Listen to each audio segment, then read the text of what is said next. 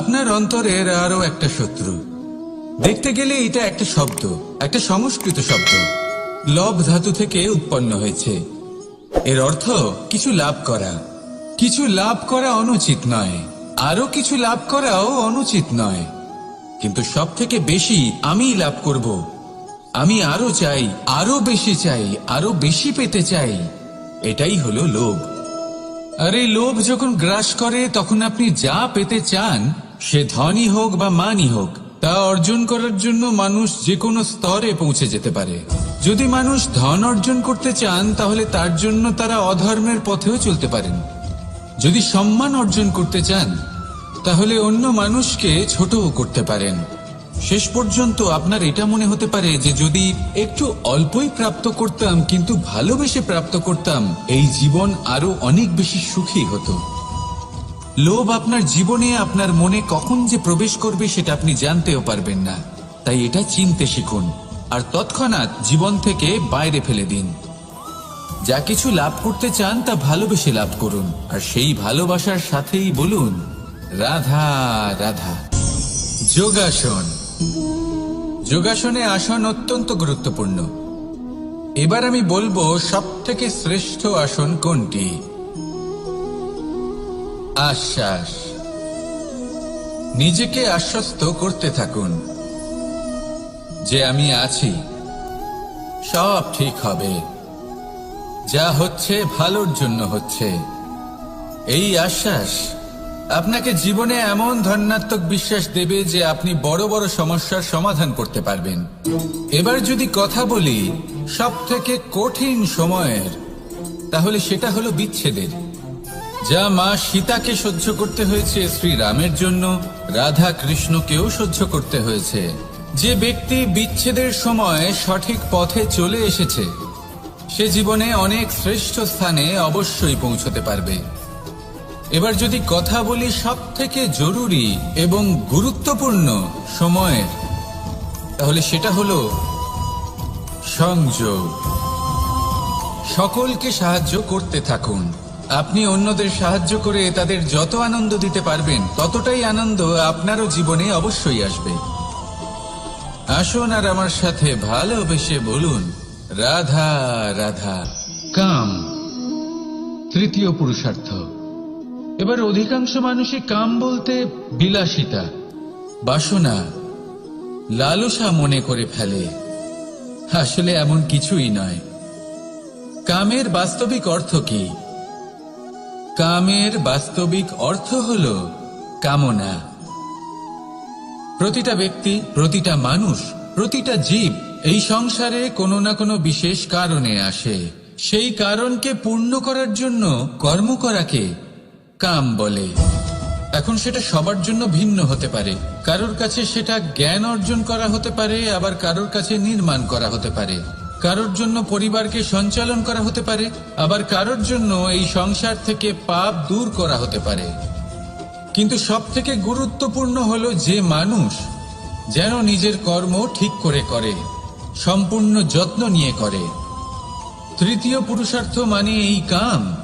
এটার অনুচিত অর্থ নিজেকে বোঝানো মানেই সমগ্র জীবনকে অর্থহীন করে দেওয়া।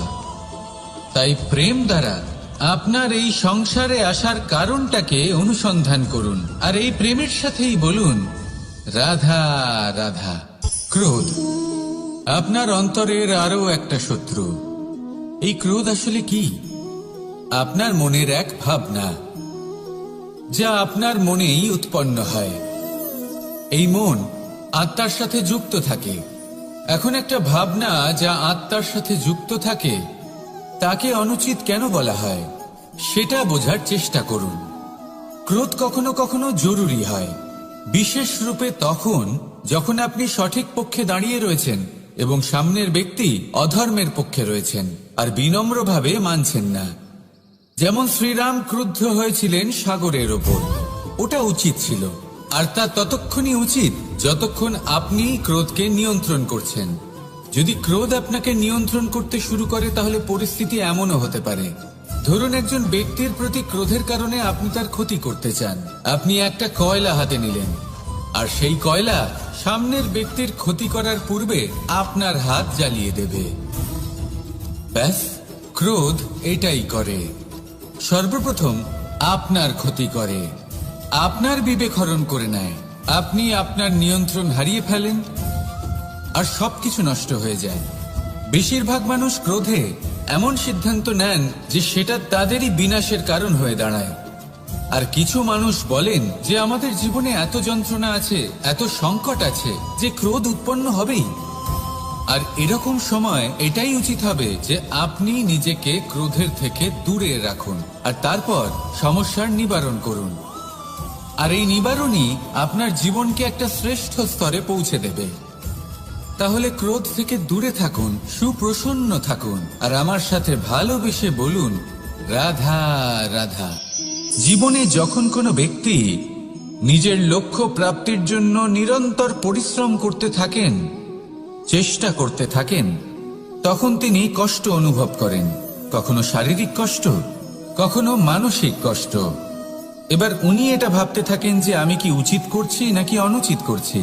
কারণ অন্যদিকে এমন একজন ব্যক্তিও আছেন যিনি একদমই পরিশ্রম চেষ্টা করছেন না। তিনি মদিরা পান করেন, বিলাসিতায় জীবন কাটান, অলস প্রকৃতির হয়ে ওঠেন, নিদ্রাতে বিলীন হয়ে থাকেন আর ভাবেন যে তিনি সুখ লাভ করছেন। কিন্তু এরকম কেন হয়? কারণ যখন আমরা সৎ পথে থাকি, উচিত পথে চলি, লক্ষ্য প্রাপ্ত করার জন্য চেষ্টা করতে থাকি, তখন আমাদের ভেতরে থাকা নেতিবাচক শক্তি এবং পাপ এই দেহকে ত্যাগ করে দেয়। আর এই অনুভূতিটাই আমাদের দুঃখের অনুভূতি দেয়, কষ্ট দেয়। এবার সেখানে যদি আমরা কুপথে চলি, অনুচিত পথে চলতে থাকি, তাহলে আমাদের ভেতরে থাকা পুণ্য এবং ধনাত্মক শক্তি আমাদের দেহ ত্যাগ করে দেয়। আর এই অনুভূতির কারণেই আমরা সুখ অনুভব করি। কিন্তু কখনো ভাববেন যে এই সুখ বেশি সময় পর্যন্ত থাকে না। সেই জন্য সবসময় মনে রাখবেন, যদি আপনি জানেন যে এটাই আপনার লক্ষ্য, এটাই উচিত পথ, শুভ পথ, তাতে নিরন্তরভাবে এগিয়ে যেতে চেষ্টা করতে থাকুন। এই কষ্ট আপনাকে সুখের পরাকাষ্ঠায় কখন পৌঁছে দেবে তা আপনি জানতেই পারবেন না। আসুন আমার সাথে ভালোবেসে বলুন, রাধা রাধা। ঈর্ষা আমাদেরই মনে বসবাস করা আরো একটা শত্রু। তবে এই শত্রু কখনো কখনো আমাদের জন্য লাভদায়কও হতে পারে। কিন্তু যদি আমরা সতর্ক না থাকি, তাহলে সেটা ততটাই ঘাতক হয়ে উঠতে পারে। যদি আপনার কোনো প্রতিদ্বন্দ্বী থেকে থাকে যে এগিয়ে চলেছে, তাকে দেখে আপনার মনে ঈর্ষা উৎপন্ন হয়, আর ঈর্ষাবশত আপনি নিরন্তর চেষ্টা করতে থাকেন, পরিশ্রম করতে থাকেন সামনে এগোনোর জন্য, তাহলে তার দ্বারা আপনার বিকাশই হবে। কিন্তু যদি আপনি নিজের বিরোধীকে শেষ করতে দেওয়ার জন্য অগ্রসর হন, তাকে বিনাশ করার জন্য অগ্রসর হন, তাহলে এই ঈর্ষা প্রথমে আপনার বিনাশ অবশ্যই করবে। একটা কথা আছে, এটা পশু প্রবৃত্তি, আপনি শুধুই নিজের বিকাশের কথা ভাববেন। তিনিই হলেন প্রকৃত মানুষ, যিনি অন্য মানুষের জন্য প্রাণও দিতে পারেন। এই ঈর্ষা যদি আপনাকে বিকাশের পথে নিয়ে যেতে পারে, তাহলে খুবই ভালো। যদি আপনাকে অন্য কাউকে বিনাশ করে দেওয়ার পথে অগ্রসর করে, তাহলে তার থেকে দূরে থাকাই ভালো। যেমন ধরুন, আপনার কাছে একটা সূচ আছে, যার দ্বারা আপনি ছেঁড়া কাপড়ও সেলাই করতে পারবেন বা অন্য কারোর পাত্রে ছিদ্রও করে দিতে পারবেন। আপনি কি চাইবেন, নিজের বিকাশ নাকি অন্য কারোর বিনাশ? সিদ্ধান্ত আপনারই।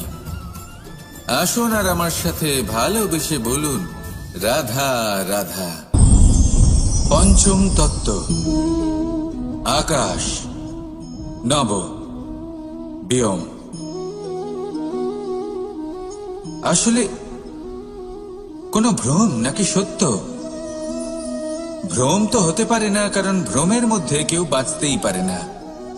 আর যদি সত্য হয়, তাহলে এতটাই বিশাল যে আমাদের চোখের থেকে আমাদের ইন্দ্রিয়ের থেকে, আমাদের মস্তিষ্কের থেকে, আমাদের চিন্তা ভাবনার থেকেও অনেক ঊর্ধ্বে, যাকে আমরা বুঝতেই পারি না।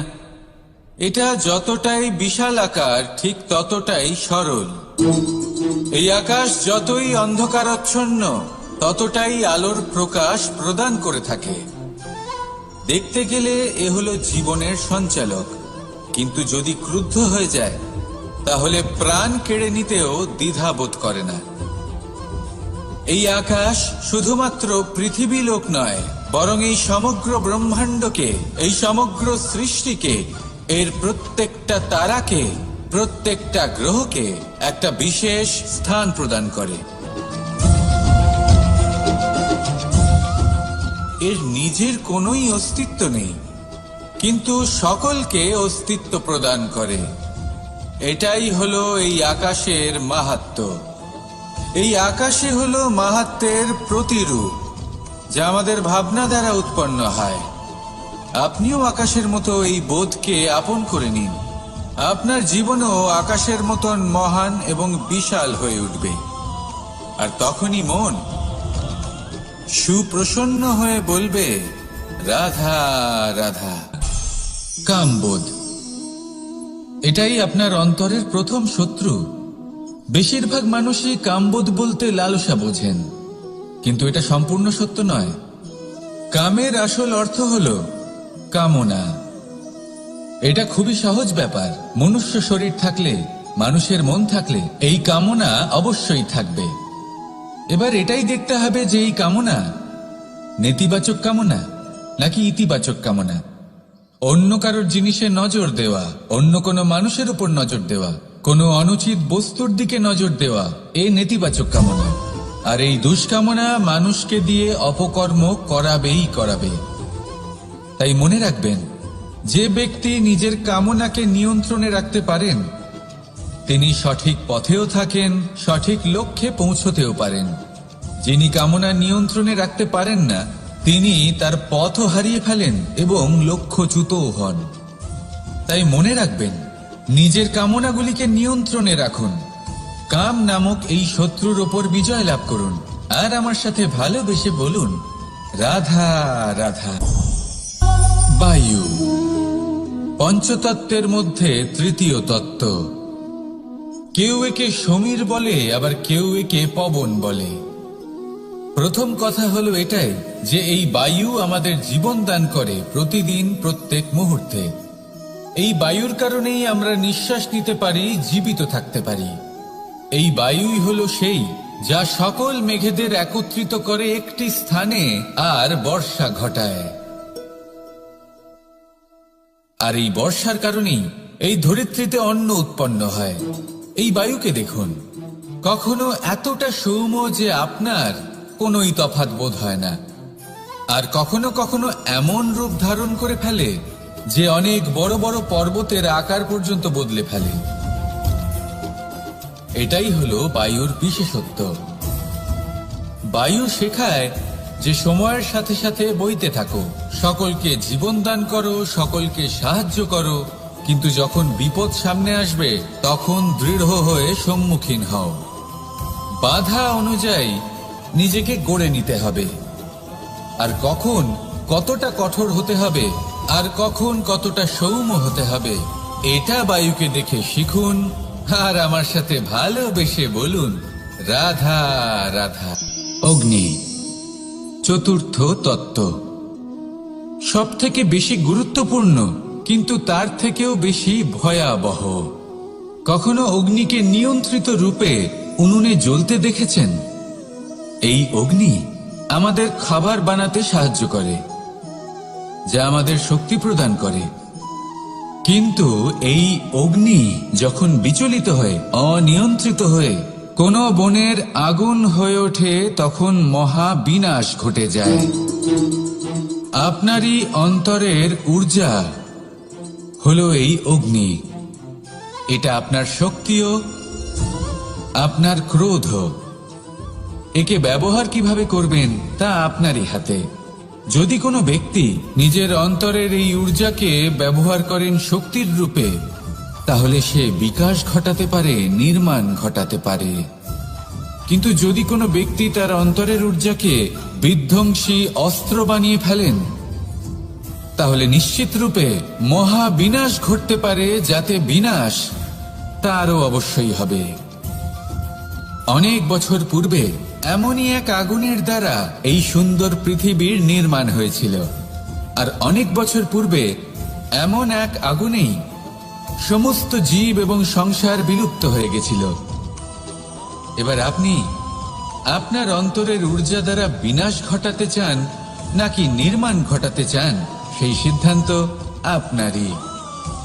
আসুন আমার সাথে ভালোবেসে বলুন, রাধা রাধা। জীবনে যদি আপনি বন্ধু লাভ করতে চান, তাহলে আপনাকে অনেকগুলো কাজ করতে হবে। প্রথমে একজন যোগ্য পাত্র সন্ধান করতে হবে, তারপর তার সাথে সময় কাটাতে হবে, সুখ দুঃখে তার সাথে থাকতে হবে, তবে গিয়ে সে বন্ধু হবে। কিন্তু যদি আপনি শত্রু খুঁজতে চান, তাহলে কোথাও যাওয়ার দরকার নেই, কারণ আপনার সব থেকে বড় শত্রু আর কোথাও নেই, আপনারই মনের মধ্যে, আপনার চেতনায় রয়েছে। ক্রোধ, মোহ, লোভ, কাম, মদ, মাৎসর্য, এ এমন 6 সব থেকে বড় শত্রু, যা আপনার আগামী 7 জন্ম নষ্ট করে দিতে পারে, যদি আপনি এদের না সামলাতে পারেন। এবার এদের সাথে যদি যুদ্ধ করতে হয়, তাহলে একটা মহাভারতের মতো দেখুন, যেখানে অর্জুনও আপনি আর কৃষ্ণও সেই আপনি। কারণ এই যুদ্ধ আর অন্য কারোর সাথে নয়, বরং নিজের সাথে। এগুলো অন্তর মনের যুদ্ধ, আর এটা জয় করা যেতে পারে নিয়ন্ত্রণ এবং অনবরত চেষ্টার দ্বারা। তাই এটাই করুন, এই 6 শত্রুকে পরাজিত করুন এবং আমার সাথে ভালোবেসে বলুন, রাধা রাধা। বিষ এবং অমৃত।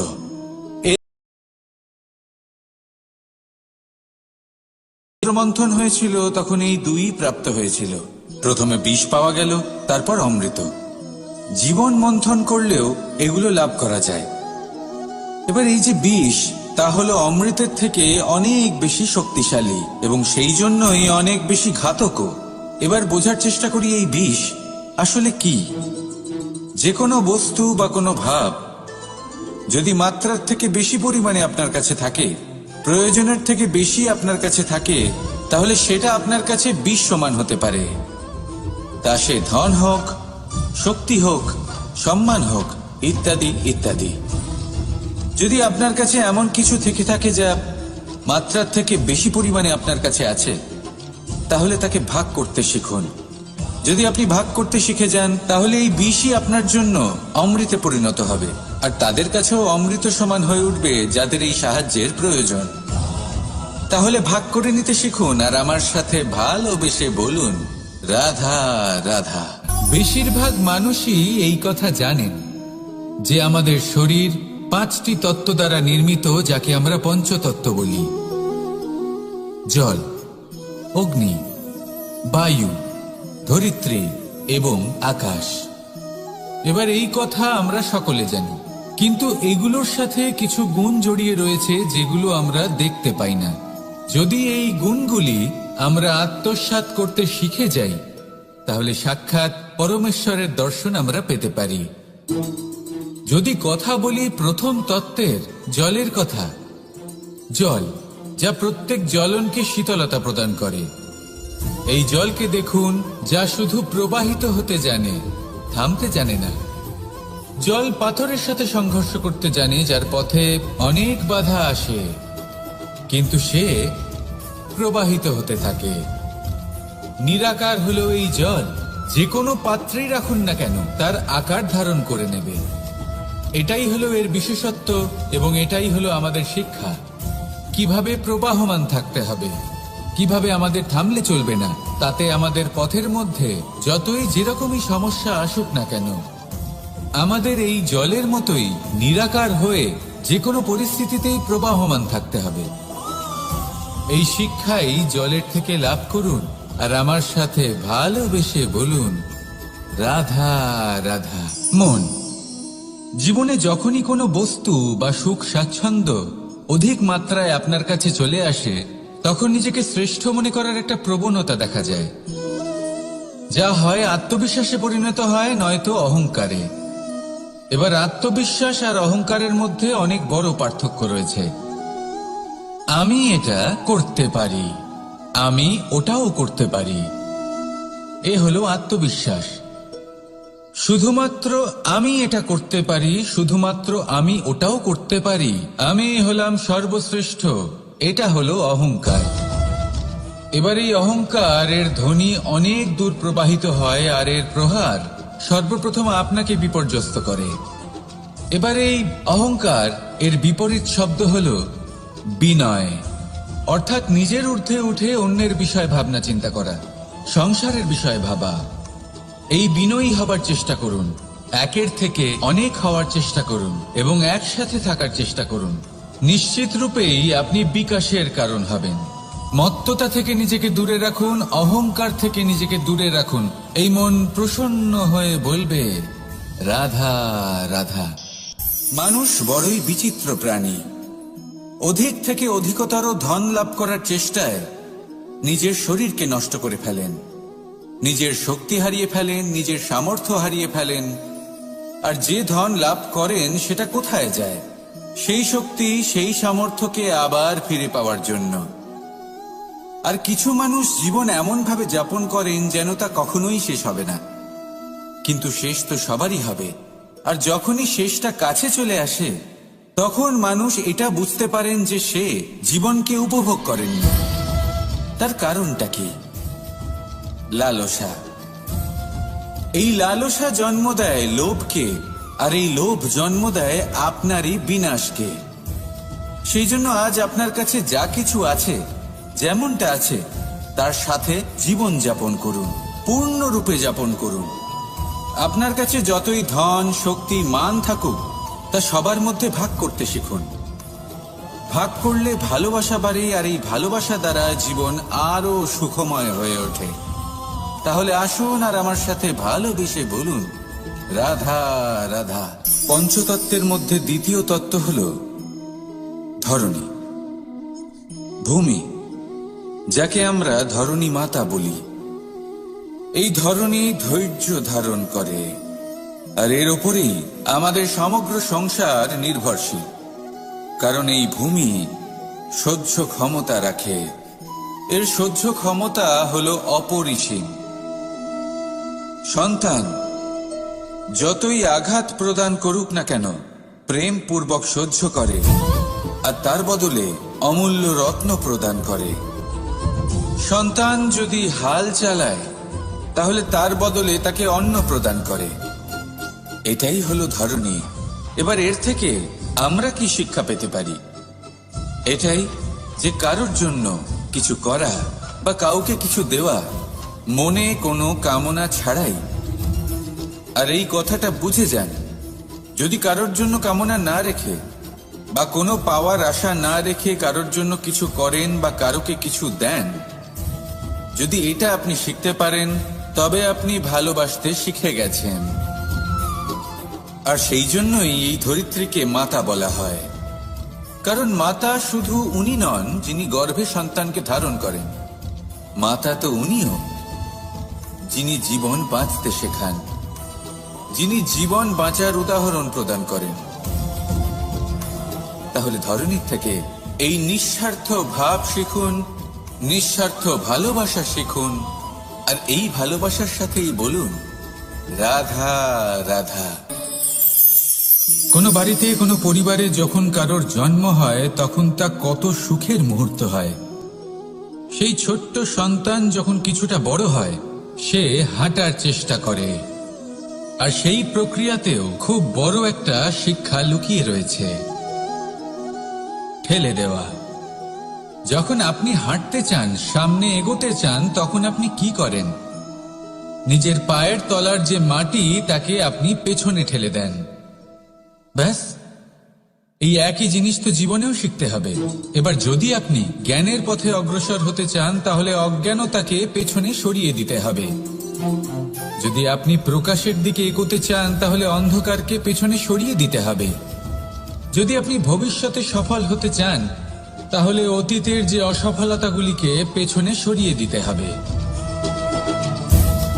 যে জল বইতে বইতে থেমে যায় তাকে আমরা নালা বলে থাকি, তার থেকে দুর্গন্ধ বের হয়। কিন্তু যে জল বইতেই থাকে তাকেই আমরা পবিত্র জল বলি। তাহলে আপনিও কর্ম করতে থাকুন, কখনো থামবেন না। আর আমার সাথে ভালোবেসে বলুন, রাধা রাধা। আলস্য আপনার আরো একটা অত্যন্ত বড় শত্রু, যা আপনার মনের মধ্যে বসবাস করে আর ধীরে ধীরে আপনার কার্য শরীরের একটা অংশ হয়ে ওঠে। সব কাজে দেরি করিয়ে দেয়, সবকিছু নষ্ট করে দিতে পারে এই আলস্য। এই কাজ আজকে হলো না, কোনো ব্যাপার নয়, কালকে করে নেব। প্রকৃতি আমাদের এটা শেখায় না। ভেবে দেখুন, যদি সূর্য এটা ভাবে যে কাল উদিত হব না, কিছুদিন পরে উদয় হব, তাহলে কি হবে? সমগ্র পৃথিবীর বিনাশ হয়ে যাবে, ঠিক কিনা? দেখুন, এই আলস্য নিয়ে খুব সুন্দর একটা কথা আছে, আলস্যস্য কুত বিদ্যা। অর্থাৎ যিনি অলস হয়ে বসে থাকেন তিনি বিদ্যা লাভ করেন না, জ্ঞান লাভ করেন না। আর জ্ঞান না থাকলে তিনি ধন অর্জন করতে পারেন না। তার জীবনে সুখ স্বাচ্ছন্দ্যের অভাব থাকে, বন্ধুর অভাব থাকে। যেখানে সুখ স্বাচ্ছন্দ্য নেই, মিত্র নেই, আপনজন নেই, জ্ঞান নেই, সেখানে আনন্দ কিভাবে বাস করতে পারে? সেই জন্য কথায় আছে, যিনি কর্ম করেন তিনি এই সংসারে যে কোনো সুখ স্বাচ্ছন্দ্য ভোগ করতে পারেন। তাই কর্ম করুন, সময়কে সম্মান করুন, আর এই আলস্যের উপর বিজয় লাভ করুন। আর আমার সাথে ভালোবেসে বলুন, রাধা রাধা।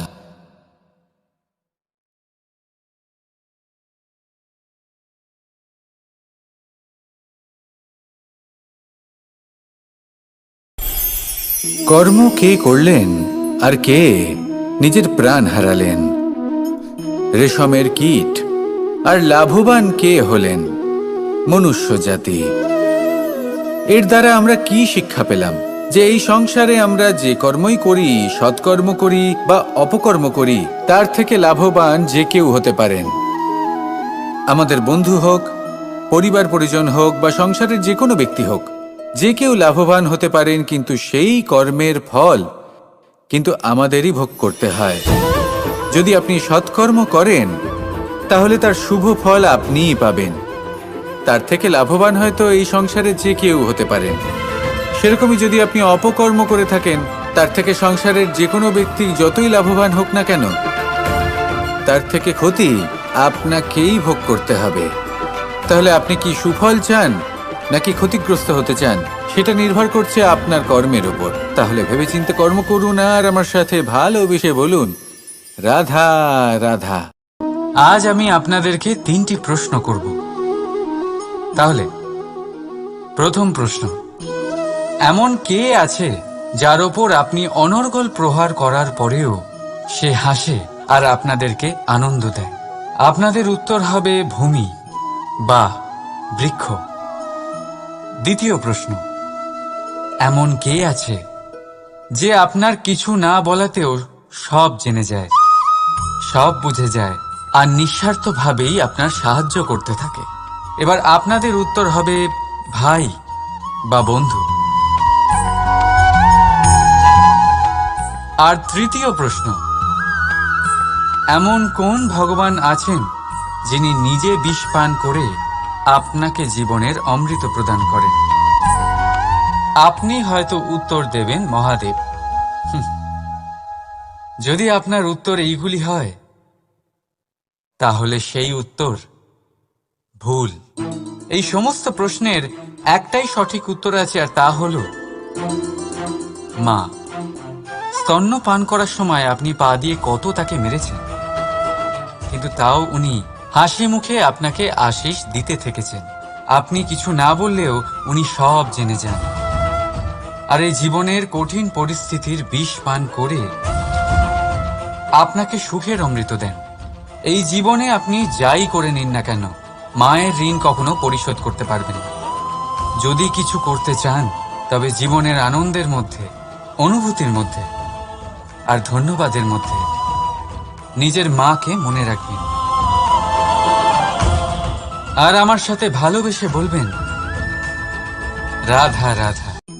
মানুষ সর্বদা ফলাফলের কথা ভাবেন, যে আমি যা করতে চলেছি তার ফল কি হবে, তার পরিণাম কি হবে। কিন্তু এর চিন্তা কেন? কারণ কর্ম যদি শুভ হয় তাহলে তার পরিণাম খারাপ হতেই পারে না। শুভ চিন্তা নিয়ে যারা কর্ম করেন তাদের ফলের চিন্তা কিসের?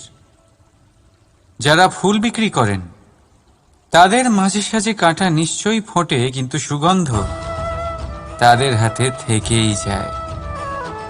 হীরের সন্ধানে কয়লার খনিতে নামা ব্যক্তি কালিমা লিপ্ত হয়ে গেলেও তার হাতে হীরে অবশ্যই থাকে।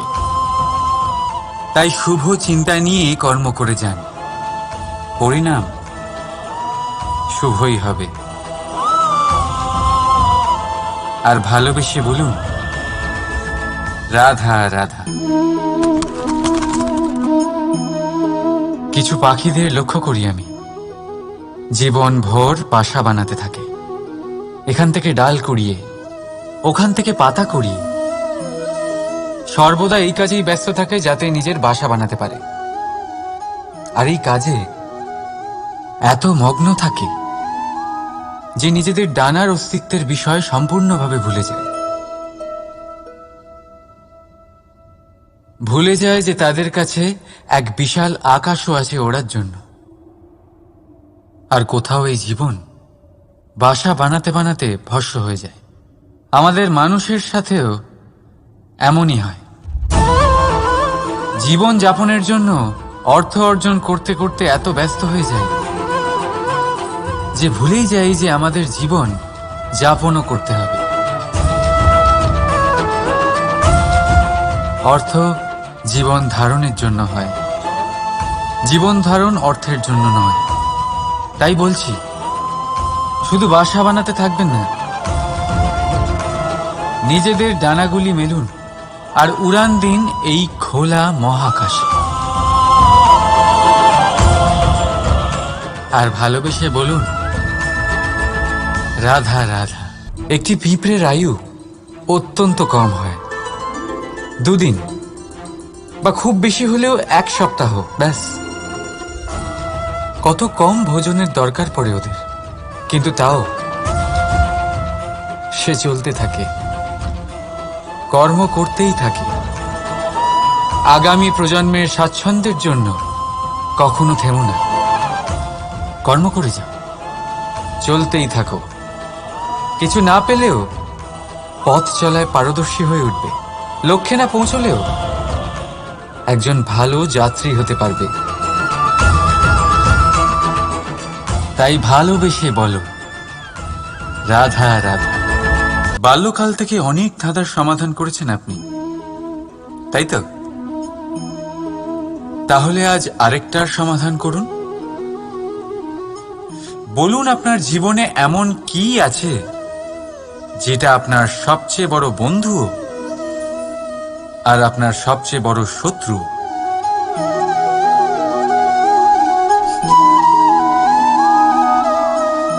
বুঝদারের জন্য ইশারাই যথেষ্ট।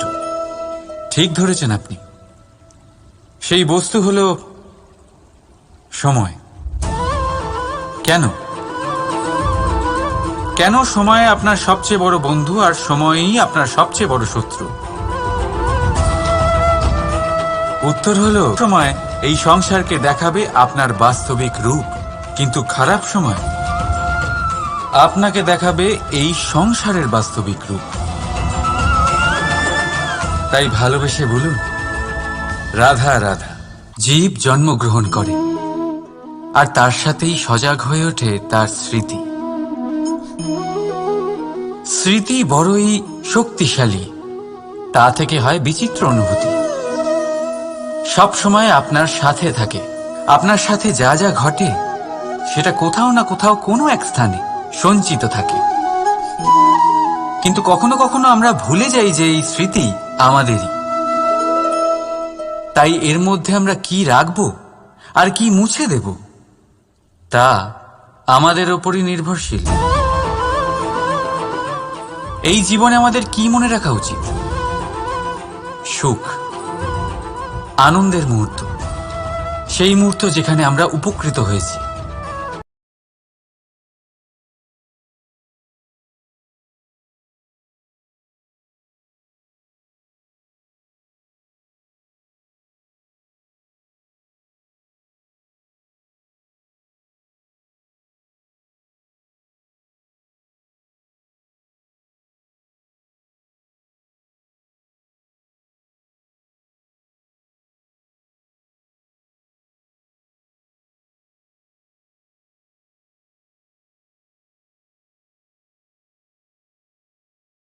আমাদের ওপর নির্ভর করে। এই জীবনে সবকিছু ভুলে যান, কিন্তু এই কথা অবশ্যই মনে রাখবেন, যে কথা ভোলার তা মনে থাকে তাই বিবাদ বাঁধে। তাই ভালোবেসে বলুন রাধা রাধা। কখনো বটবৃক্ষ দেখেছেন? কি বিশালাকায় হয়। কখনো কখনো ভয় করে যে এই ভারী ডালগুলির ভার এই বৃক্ষ বহন করতে পারবে তো। ভয় করে এই বৃক্ষ ভেঙে না পড়ে যায়।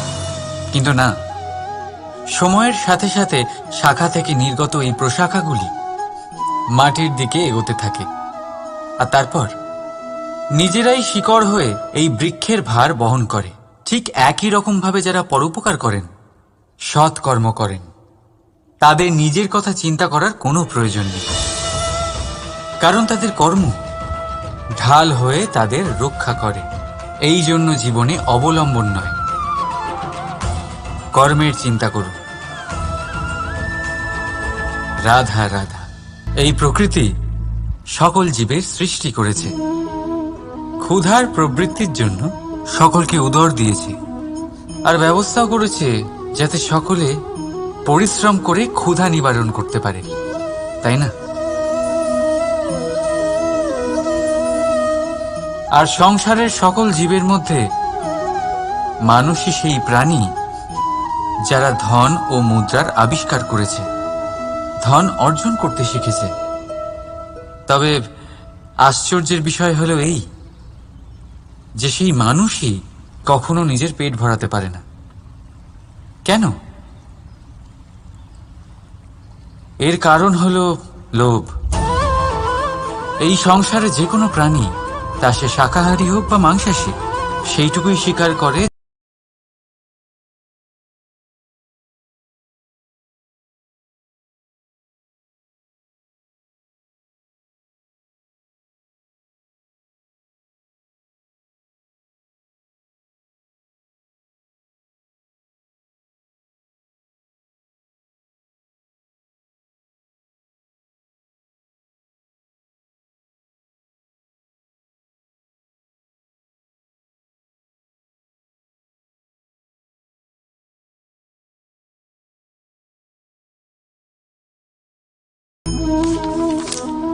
আমাদের জীবনে শিক্ষকের অবদান অনস্বীকার্য।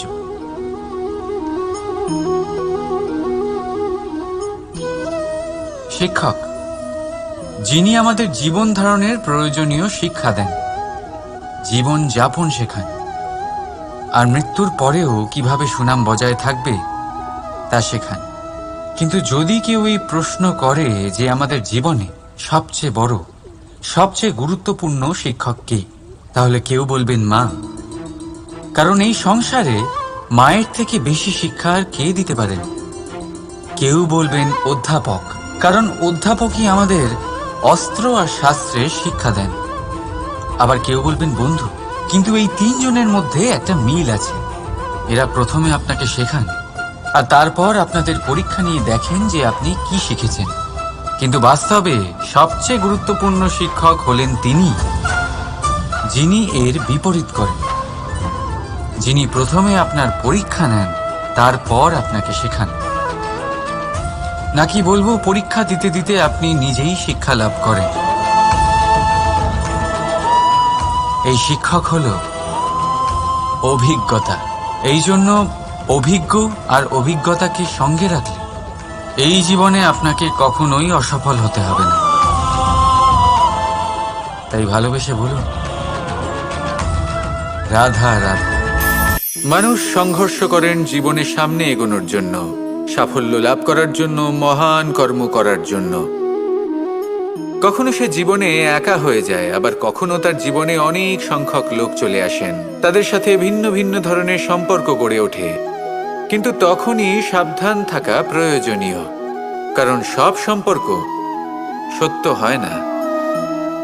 যেমন দেখবেন, যখন সাফল্য আসে তখন জীবনে অনেকগুলো সম্পর্কও আসে, নতুন নতুন সম্পর্ক গড়ে ওঠে। কিন্তু যখন ব্যর্থতা আসে তখন খুব কম সম্পর্ক গড়ে ওঠে। আর বেশিরভাগ সময় এই ব্যর্থতার সময় গড়ে ওঠা সম্পর্ক আজীবন আপনার সাথে থেকে যায়। সাফল্য হোক বা অসফলতা, তার কোনো প্রভাব সেই সব সম্পর্কে পড়ে না। সেখানেই সাফল্যের পরে যে সম্পর্ক গড়ে ওঠে, বেশিরভাগ সময় এমনও দেখা যায় যে তার মধ্যে বেশিরভাগ মানুষ আপনাকে নিজের কাজে লাগাবেন, আপনাকে ব্যবহার করবেন, সময় এলে পরে আপনাকে ঠকাতেও পারেন। এর অর্থ এটা নয় যে আপনি জীবনে নতুন সম্পর্ক বানাবেন না, অবশ্যই বানাবেন, কিন্তু ব্যক্তি এবং সম্পর্কের পরখ করা আবশ্যক, আর সময় সময় সেটা করা আবশ্যক। যে কটি সম্পর্ক আপনার জীবনে আছে, যারা আপনার সাথে জড়িয়ে সারা জীবন, যারা আপনার সাথেই থাকবেন, তাদের যত্ন নিন আর তাদের সাথেই অগ্রসর হন। আর আমার সাথে ভালোবেসে বলুন, রাধা রাধা। জীবনে সময় যেমনই আসুক, আপনজনদের সঙ্গ অত্যন্ত প্রয়োজনীয়। সুখ হলে বেড়ে যায়, দুঃখ হলে ভাগ হয়ে যায়। আপনজনদের সাথে কিভাবে সময় কেটে যায় তা বোঝাই যায় না, তাই না? একবার ভেবে দেখুন, যদি আপনাকে এমন কোনো এক স্থানে রেখে আসা হয় যেখানে আপনার কোনো আপনজন নেই, আপনার কোনো আত্মীয় নেই, কোনো বন্ধু নেই, তাহলে কি হবে? প্রতিটা মুহূর্ত কতটা লম্বা মনে হতে শুরু করবে।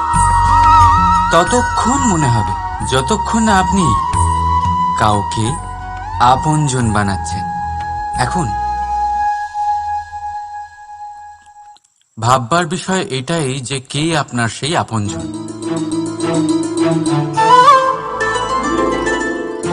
সেই আত্মীয় যার সাথে আপনার রক্তের বন্ধন। তাই ভালোবেসে বলুন, রাধা রাধা। মানুষের একটা বিশেষ প্রবৃত্তি হলো, তারা কখনো নিজেকে নিয়ে সন্তুষ্ট হন না, কখনো নিজেকে নিয়ে প্রসন্ন হন না। যা আছে তার থেকে বেশি পেতে চান, যা পেয়ে গেলেন তার থেকে আরো বেশি পেতে চান। নিজেদের জীবনে বদল, পরিবর্তন আনতে চান। আর এই প্রবৃত্তি এই সংসারে সবচেয়ে মহান, কারণ এই প্রবৃত্তির জন্যই সংসারের বিকাশ হয়। কিন্তু এই বদলের জন্য মানুষ তার খোঁজে থাকেন যা তার জীবনে বদল আনতে পারবে, তাকে পথ দেখাতে পারবে, তার জীবনে পরিবর্তন আনতে পারবে। আর তাই মানুষ সংসার জুড়ে তাকেই খোঁজেন যিনি তার পাশেই আছেন।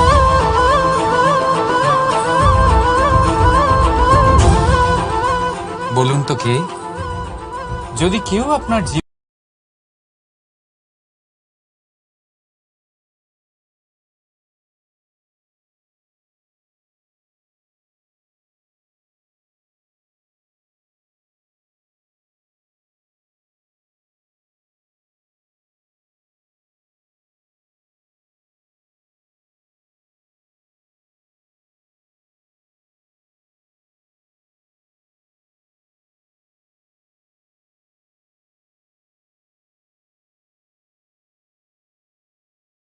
নয়, আত্মবিশ্বাসের হাত ধরুন।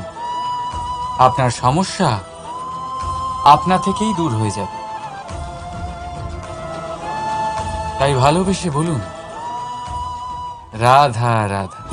জীবনে কিছু করে দেখাতে হলে আকাশের সেই সীমা ছুঁতে হবে যে সীমা ছোঁয়ার কথা আপনি কখনো ভাবতেও পারেন না। তাহলে নিজের মধ্যে এই 3টি গুণ সম্মিলিত করুন। প্রথম, নিজের লক্ষ্যে পৌঁছবার ইচ্ছে, একাগ্রতা। এ আপনার দ্বারা এমন কাজ করাতে পারে যা আপনি কখনো করতে পারবেন না। দ্বিতীয়, সাহস, সমস্যার সমাধান করার ক্ষমতা। এটা আপনার দ্বারা তাই করাতে পারে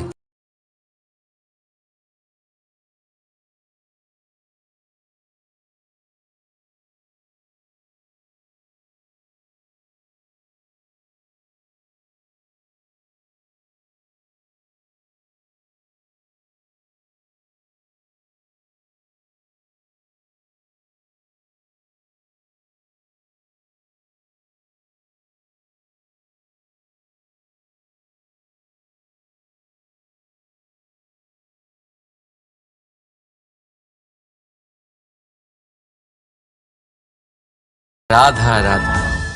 স্বপ্ন আর লক্ষ্য একই মনে হয়। এই দুইয়েরই কথা মানুষ কল্পনা করেন। এই দুই মানুষ অর্জন করতে চান। আর এই দুই পূর্ণ হলে মানুষ নিজেকে অত্যন্ত ভাগ্যবান বলে মনে করেন। কিন্তু এই দুইয়ের মধ্যে পার্থক্য আছে।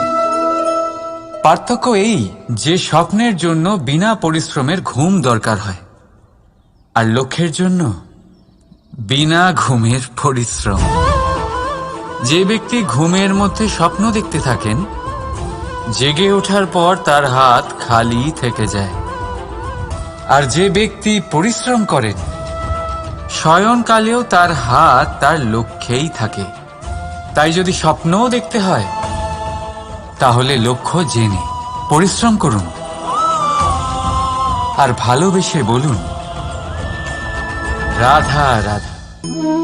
ইচ্ছে, সিদ্ধান্ত আর নিশ্চয়তা, এই শব্দগুলো আমরা আমাদের জীবনে অনেকবার শুনেছি, তাই না? জীবনে অনেক সময় অনেক কিছু পেতে খুবই ইচ্ছে করে, কিন্তু শুধু ইচ্ছে হলেই কি সবকিছু পাল্টায়? সবকিছু পাওয়া যায়? অনুর্বর জমিতে বাস করা ব্যক্তির মনে ইচ্ছে হয় যেন সে শীতল জল পায়, কিন্তু সে পায় না। যে এক কুয়ো খোঁড়ার সিদ্ধান্ত নিয়েছে, সে মাটি খোঁড়ার জন্য কোদাল অবশ্যই পেয়ে যায়। আর যে নিশ্চিত করে নিয়েছে, সে দেরি করে হলেও সেই শীতল জল অবশ্যই পেয়ে যায়। তাই জীবনে কেবল ইচ্ছে করবেন না, সিদ্ধান্ত নিন আর তারপর নিশ্চিত করুন, সব পেয়ে যাবেন। আর ভালোবেসে বলুন, রাধা রাধা। প্রদীপ জ্বালানোর কাজ বড়ই আনন্দদায়ক। উজ্জ্বলতার এই শিখা যেন আত্মার মধ্যে গিয়ে মনে উল্লাস ভরে দেয়।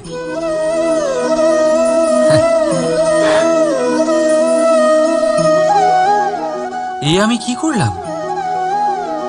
আমি একে নিভিয়ে দিলাম, অথচ এই দিয়েই আমি অন্য প্রদীপগুলি জ্বালিয়েছিলাম। কারণ যতক্ষণ এই শিখা অন্য প্রদীপগুলিকে জ্বালাচ্ছিল, ততক্ষণ এই নিজেও জ্বলছিল। কিন্তু যেই ও এই কাজ করা ছেড়ে দিল, তখন একেও নিভতে হলো। বুঝলেন? সেরকমই জীবন হলো উজ্জ্বলতা দেওয়ার আরেক নাম। যদি জীবনে শুভ কাজ করেন, অপরের উপকার করেন, অন্যদের সহায়তা করেন, তাহলেই জীবিত থাকবেন। আর যেদিন এই কাজ করা আপনি বন্ধ করে দেবেন, শ্বাস প্রশ্বাস নেওয়া সত্ত্বেও মৃত হয়ে যাবেন।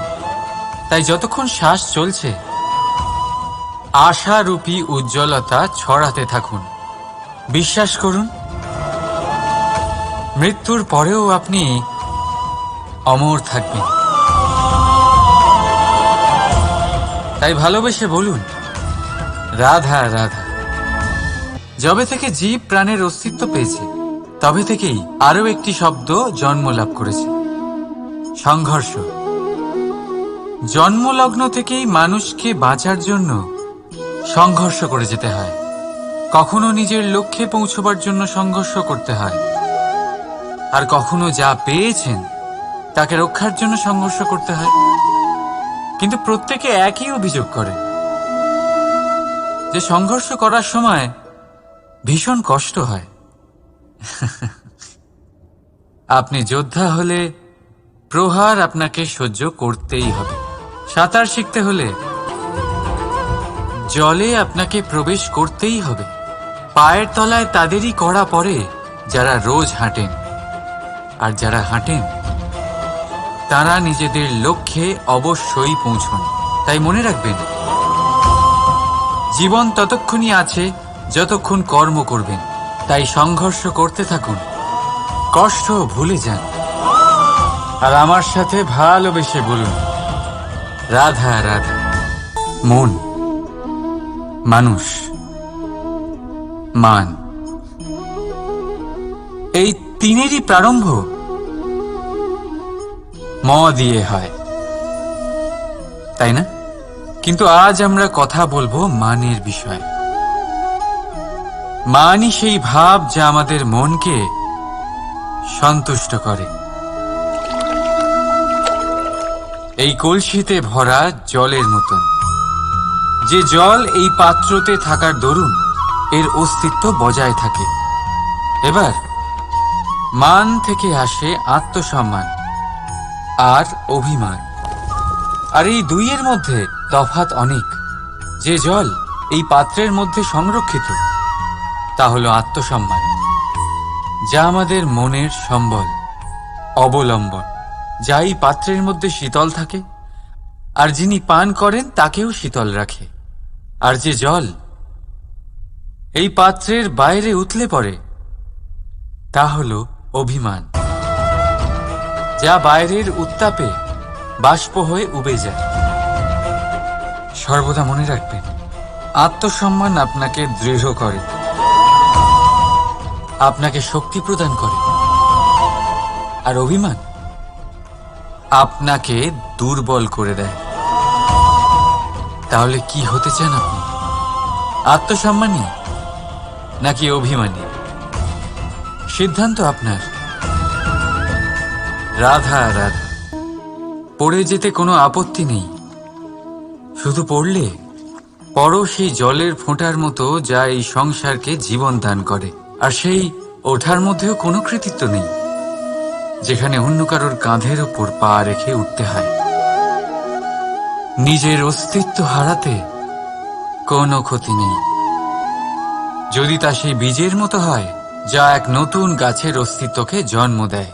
কিন্তু সেই অস্তিত্বের জন্মে কি লাভ যা অন্য কারোর স্বপ্নকে নস্যাৎ করে তৈরি হয়, যা আপনাকে ভিতরে ভিতরে নষ্ট করে দেবে।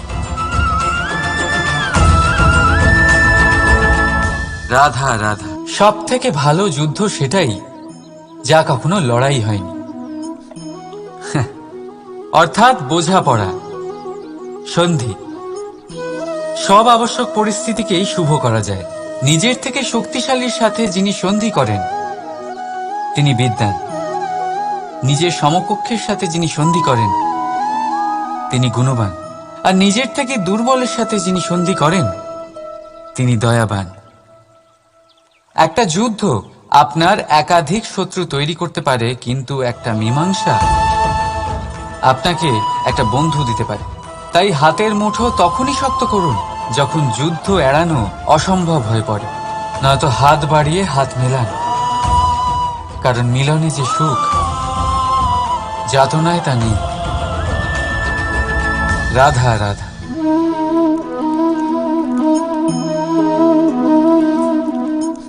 শীতকালের সন্ধ্যায় এই জ্বলন্ত কাঠে হাত সেঁকতে কার না ভালো লাগে। কত সময় পেরিয়ে যায় এই কাঠ সরাতে, ঘোরাতে, বোঝাই যায় না। এই কাঠগুলি আগে জ্বলে, তারপর আমাদের উষ্ণতা দেয়, আর তারপর ছাই হয়ে যায়। আচ্ছা বলুন, এই আগুনের উৎপত্তি কোথা থেকে হয়? উত্তরটা সহজ, এই কাঠ থেকে। আচ্ছা, এই ছাইয়ের উৎপত্তি কোথা থেকে হয়? উত্তর সেই একই, এই কাঠ থেকেই। তাহলে আগুন আর ছাই, এই দুইয়ের উৎপত্তি কাঠ থেকেই হয়।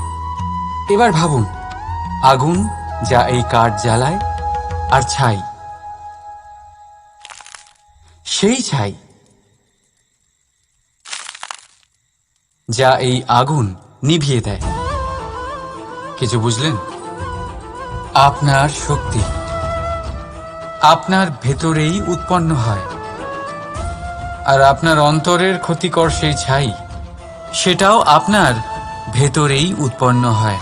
তাই নিজের ভিতরের উজ্জ্বলতা দিয়ে এই সংসারকে আলোকিত করতে চান, নাকি নিজের ভেতরের আধার বার করে এই সংসারে অন্ধকার আনতে চান? সিদ্ধান্ত আপনার। রাধা রাধা।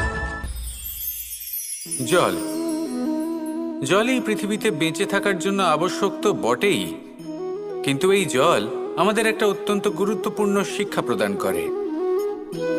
কখনো এই জলকে দেখেছেন?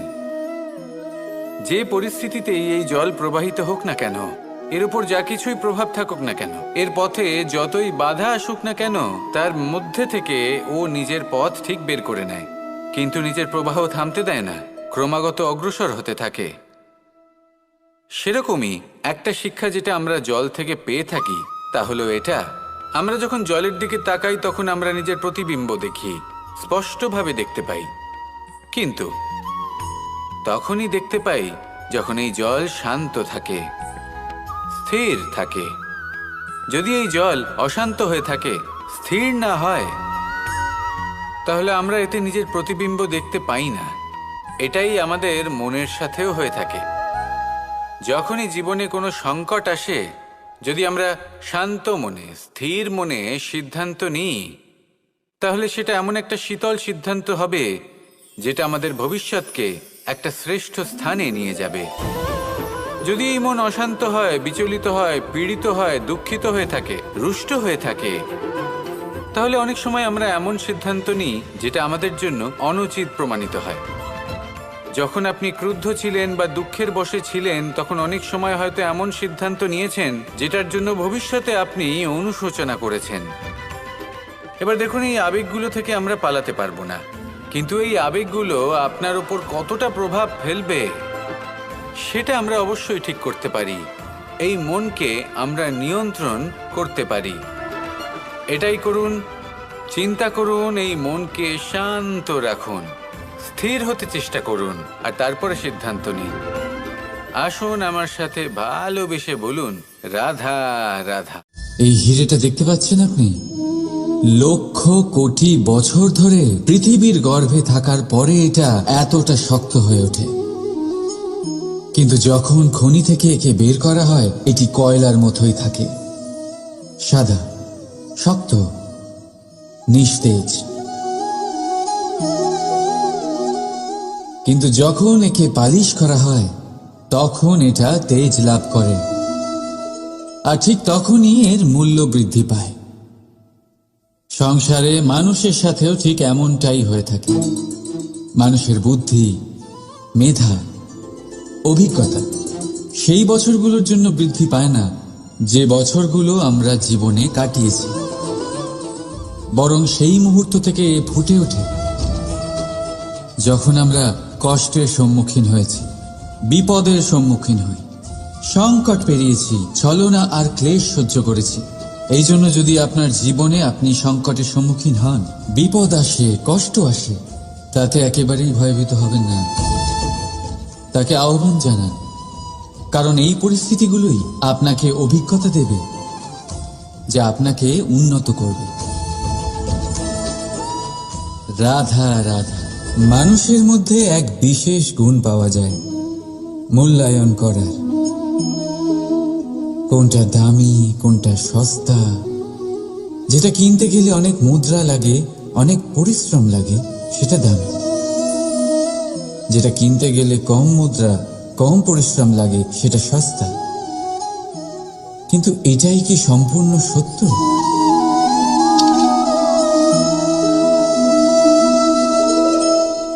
এখন আপনার সামনে একটা পাত্র আছে যাতে জল ভরা আছে, আর একটা সোনার মুদ্রা। বলুন এই দুই বস্তুর মধ্যে বেশি দামি কোনটা?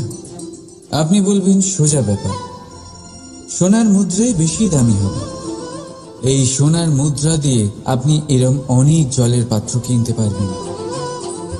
চলুন, ঠিক আছে। এবার ভাবুন, আপনি যদি কোনো মরুভূমির মাঝে আটকে পড়েন, তৃষ্ণায় কাতর আপনি, তখন কোনটা দামি হবে? তখন তো আপনি এই এক ঢোক জলের জন্য নিজের সারা জীবনের উপার্জন, যা আপনি আয় করেছেন, সব দিতে রাজি হয়ে যাবেন। মনে রাখবেন,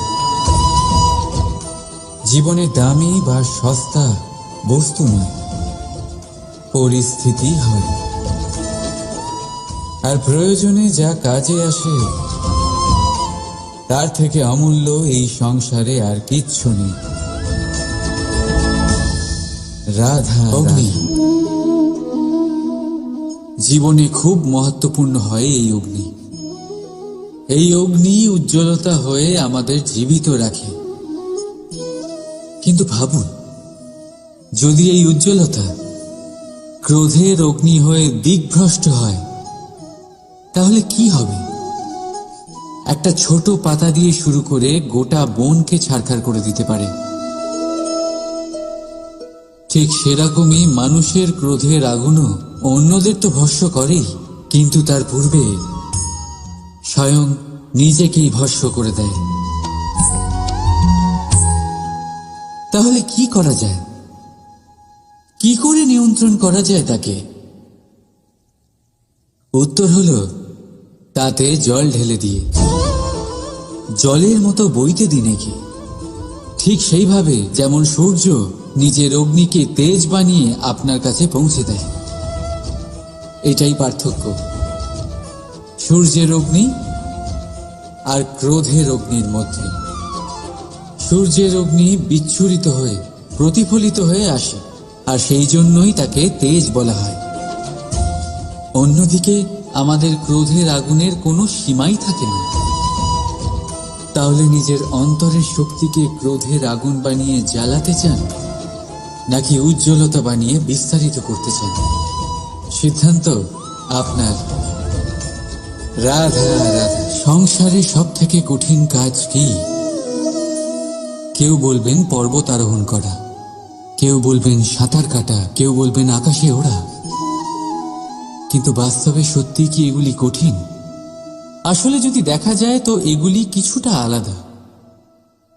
যে কাজ আমরা করতে অভ্যস্ত নই, আমরা তাকে কঠিন ভেবে নিই।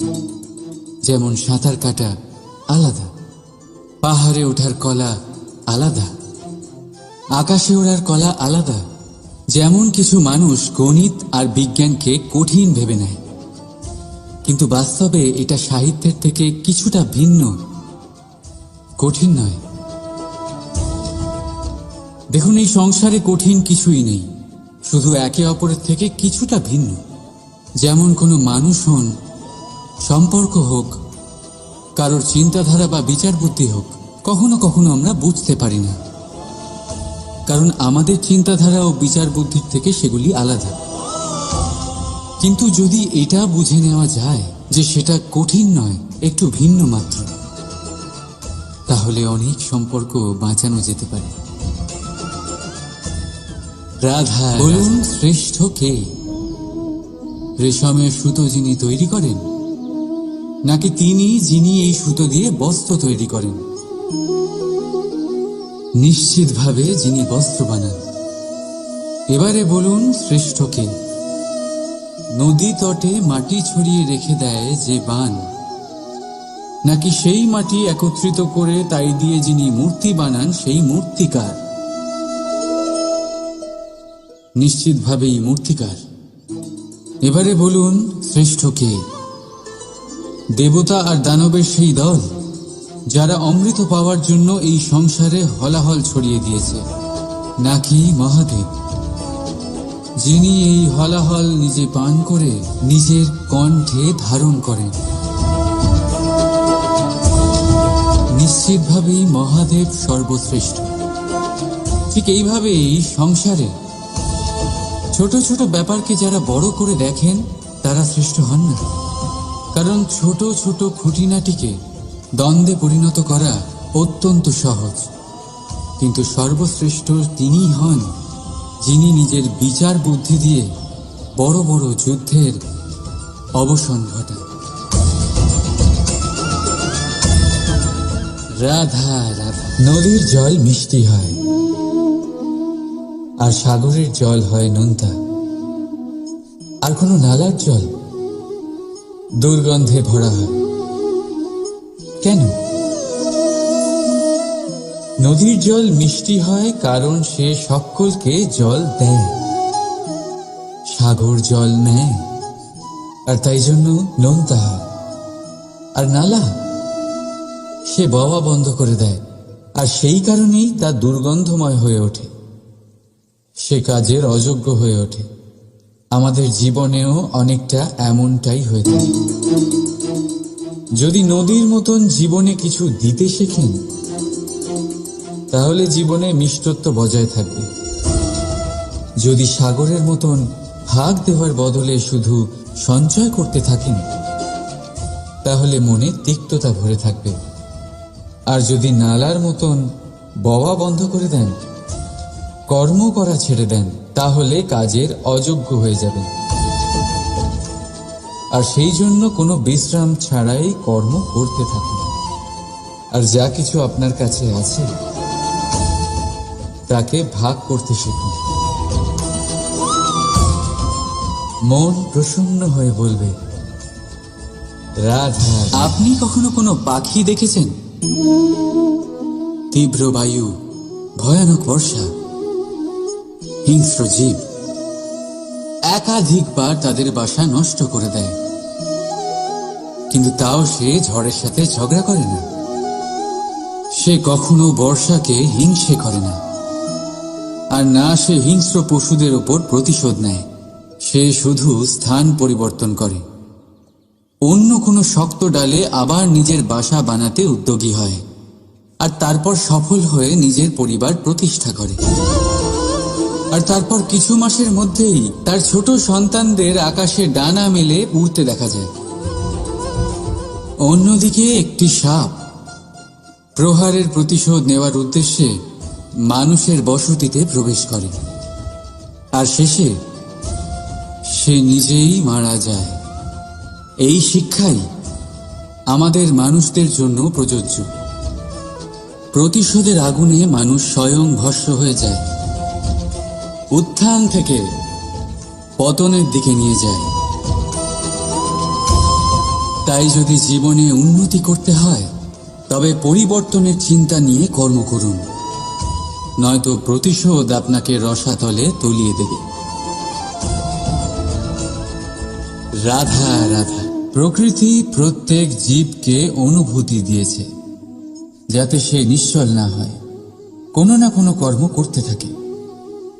আর সেই অনুভূতি হল খিদে। পশু পক্ষী প্রাণী পরিশ্রম করতে থাকে নিজের খিদে মেটানোর জন্য, কিন্তু অন্য জীবের মতো মানুষের খিদে কি তার পেট অবধি সীমিত থাকে? পেটের খিদে মেটাতে মেটাতে কখন যে এই খিদে মন আর মায়ার তৃষ্ণায় রূপান্তরিত হয় আমরা বুঝতেই পারি না। আর বেশিরভাগ ক্ষেত্রে এই তৃষ্ণা অর্থ সংগ্রহ করা অবধি সীমিত থাকে। নিজের জীবন ধারণ ছেড়ে কার জন্য এই অর্থ সংগ্রহ করছেন আপনি? আগামী প্রজন্মের জন্য। বড়ই বিচিত্র, তাই না? নিজের জীবন ধারণ ছেড়ে অর্থ সংগ্রহ করতে করতে নিজের জীবনের সুখ বিসর্জন দিচ্ছেন, আর আগামী প্রজন্মকে কাজ করার থেকেও আটকাচ্ছেন। পুত্র যখন কুপুত্র তখন কেন অর্থ সঞ্চয়? পুত্র যখন সুপুত্র তখন কেন অর্থ সঞ্চয়? নিজের সন্তানকে সংস্কার দিন, অর্থ নয়। যদি সন্তান সংস্কারী হয় তখন সে নিজের এক সংসার তৈরি করবে। যদি সংস্কারহীন হয় তাহলে আপনার বানানো সংসার এমনি সে ভেঙে দেবে। জীবনে যদি কিছু সঞ্চয় করতে হয় তাহলে জ্ঞান সঞ্চয় করুন, প্রেম সঞ্চয় করুন, আর আমার সাথে ভালোবেসে বলুন রাধা রাধা। এ হলো একটা পাতলা সুতো। ভাবছি যদি এটা দিয়ে আমি পোশাক বানাই তাহলে নিজের জন্য কত সুন্দর একটা পোশাক বানাতে পারবো। কিন্তু যদি এটা আমি চিন্তা করবেন না,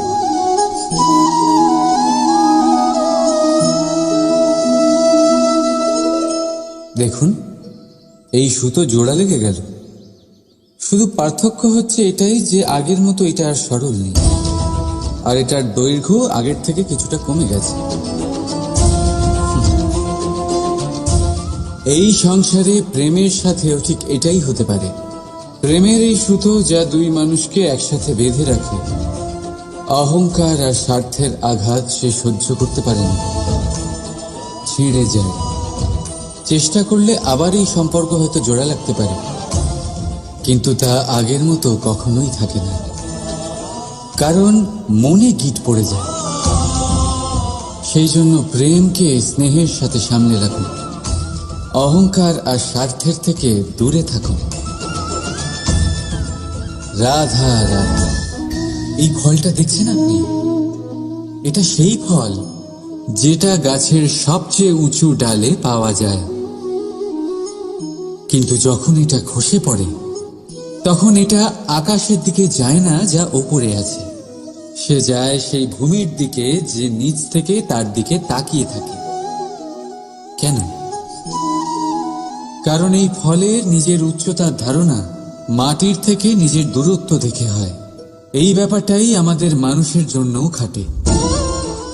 যদি আপনি সম্পন্ন হন তাহলে তাদের সাহায্য অবশ্যই করবেন যাদের সামর্থ্য আপনার থেকে কম, যাদের সাহায্যের অত্যন্ত প্রয়োজন। আপনার সামর্থ্য বেশি কারণ তাদের আপনার থেকে সামর্থ্য কম। দেখুন, জীবনে আনন্দ শুধু বড় হওয়ায় নয়, বরং তাদের সাহায্য করেও আছে যারা কোনো কারণবশত আপনার থেকে নিচে রয়ে গেছেন। আর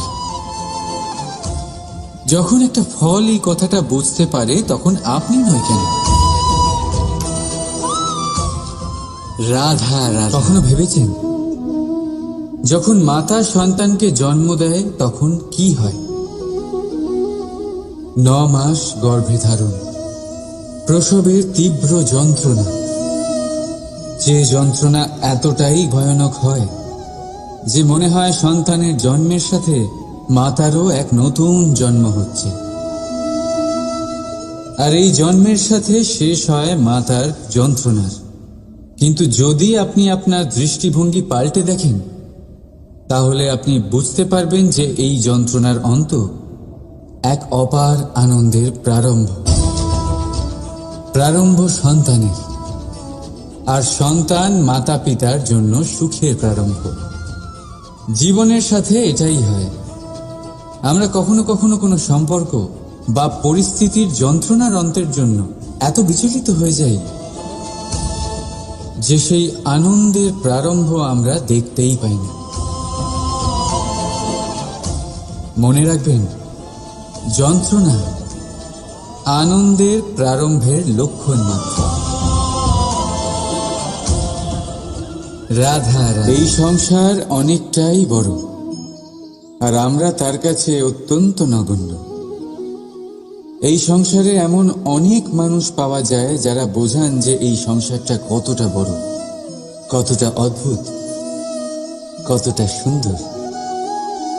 আর এই সংসার রচনা করে পরমেশ্বর কত মহান এক কাজ করেছেন।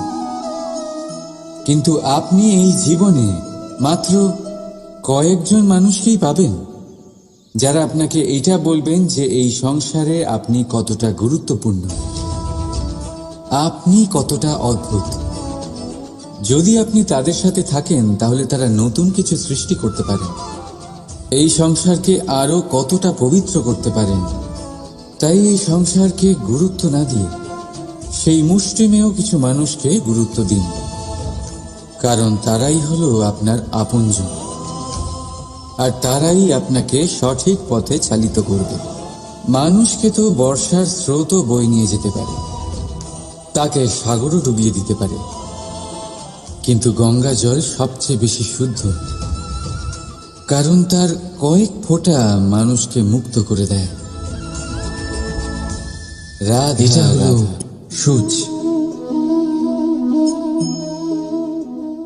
আর এটা হলো তলোয়ার। এবারে আপনারা বলুন, আপনাদের দৃষ্টিকোণ থেকে এই দুই বস্তুর মধ্যে কোনটা বেশি শক্তিশালী আর গুরুত্বপূর্ণ হতে পারে? আপনি বলবেন তলোয়ারই সবচেয়ে শক্তিশালী বা গুরুত্বপূর্ণ। আচ্ছা, মানলাম যে তলোয়ার বেশি ভারী হয়। তলোয়ার আপনাকে যুদ্ধে বিজয়ী করে, যুদ্ধে শত্রুর বিনাশ করে, কিন্তু তলোয়ার দিয়ে আপনি কখনো আপনার বস্ত্র সেলাই করতে পারবেন না। যদি আপনার পায়ে কাঁটা ফুটে যায়, তা আপনি তলোয়ার দিয়ে বের করতে পারবেন না।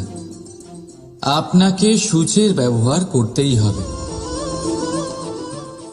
এবারে বলুন, তলোয়ার পেয়ে যাওয়ার পরে এইভাবে সূচকে হারিয়ে ফেলা কি ঠিক হবে?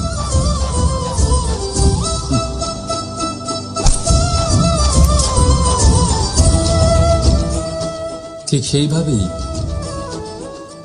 জীবনে সম্পন্ন বন্ধু পাওয়ার পরেও আপনার সেই বন্ধুদের হারাবেন না যারা কম সম্পন্ন, দরিদ্র, কারণ তারা আপনার সাথে তখন ছিলেন যখন আপনি কিছুই ছিলেন না, আর জীবনে দরকার পড়লে তারাই আপনার কাজে আসবে, সম্পন্ন বন্ধু নয়। তাই যাকে ভালোবেসেছেন তার সাথে বন্ধুত্ব পালন করুন, চিত্ত আনন্দে জেগে উঠবে। রাধা রাধা। মানুষের জীবন কি? আপনি বলতে পারেন জন্ম আর মৃত্যুর মধ্যেকার সময়। আর মৃত্যু কখন হয়? যখন মানুষ শ্বাস নেওয়া বন্ধ করে দেয়, হাত পা নাড়ানো বন্ধ করে দেয়, ভাবা ছেড়ে দেয়। এমনটা নয়, মানুষের অন্তর। তার মৃত্যু তখনই হয় যখন তার অন্তরের করুণা শেষ হয়ে যায়। করুণা সেই ভাব যা মানুষকে মানুষ করে তোলে, যা এক মানুষকে আরেক মানুষের কষ্টে তার প্রয়োজনীয়তা অনুভব করে, আর সেটাই তাকে শক্তি দেয় অন্য কাউকে সহায়তা করার জন্য, তাকে পাত্র করে এই সৃষ্টির নিয়ন্তা হবার জন্য। দেখুন, এই সংসারে মৃত্যু কেবলমাত্র একবারই হয়, তাই তার আগে কেন মরব? এই করুণাকে কেন মারব? নিজের মনুষ্যত্ব বজায় রাখুন, মৃত্যুর পরেও আপনি জীবিত থাকবেন। রাধা রাধা। সময় বড়ই বিচিত্র অনুভব দেয়। যখন অপেক্ষা করছেন তখন অনেক লম্বা হয়ে যায়। প্রতিটা মুহূর্ত একটা গোটা দিনের মতো মনে হয়। ঠিক সেইভাবেই যদি কোথাও যেতে দেরি হয়, তখন সময় দৌড়তে থাকে, প্রসন্নতায় বয়ে যায় আর নিরাশায় থমকে যায়। আপনদের সাথে থাকলে সময়ের খেয়ালই থাকে না, শত্রুদের সাথে থাকলে সেই সময়ই খারাপ হয়ে যায়। কিন্তু এটাই কি সত্যি বাস্তব? না, সময় তো সময়ই হয়, নিজের গতিতেই চলে সে।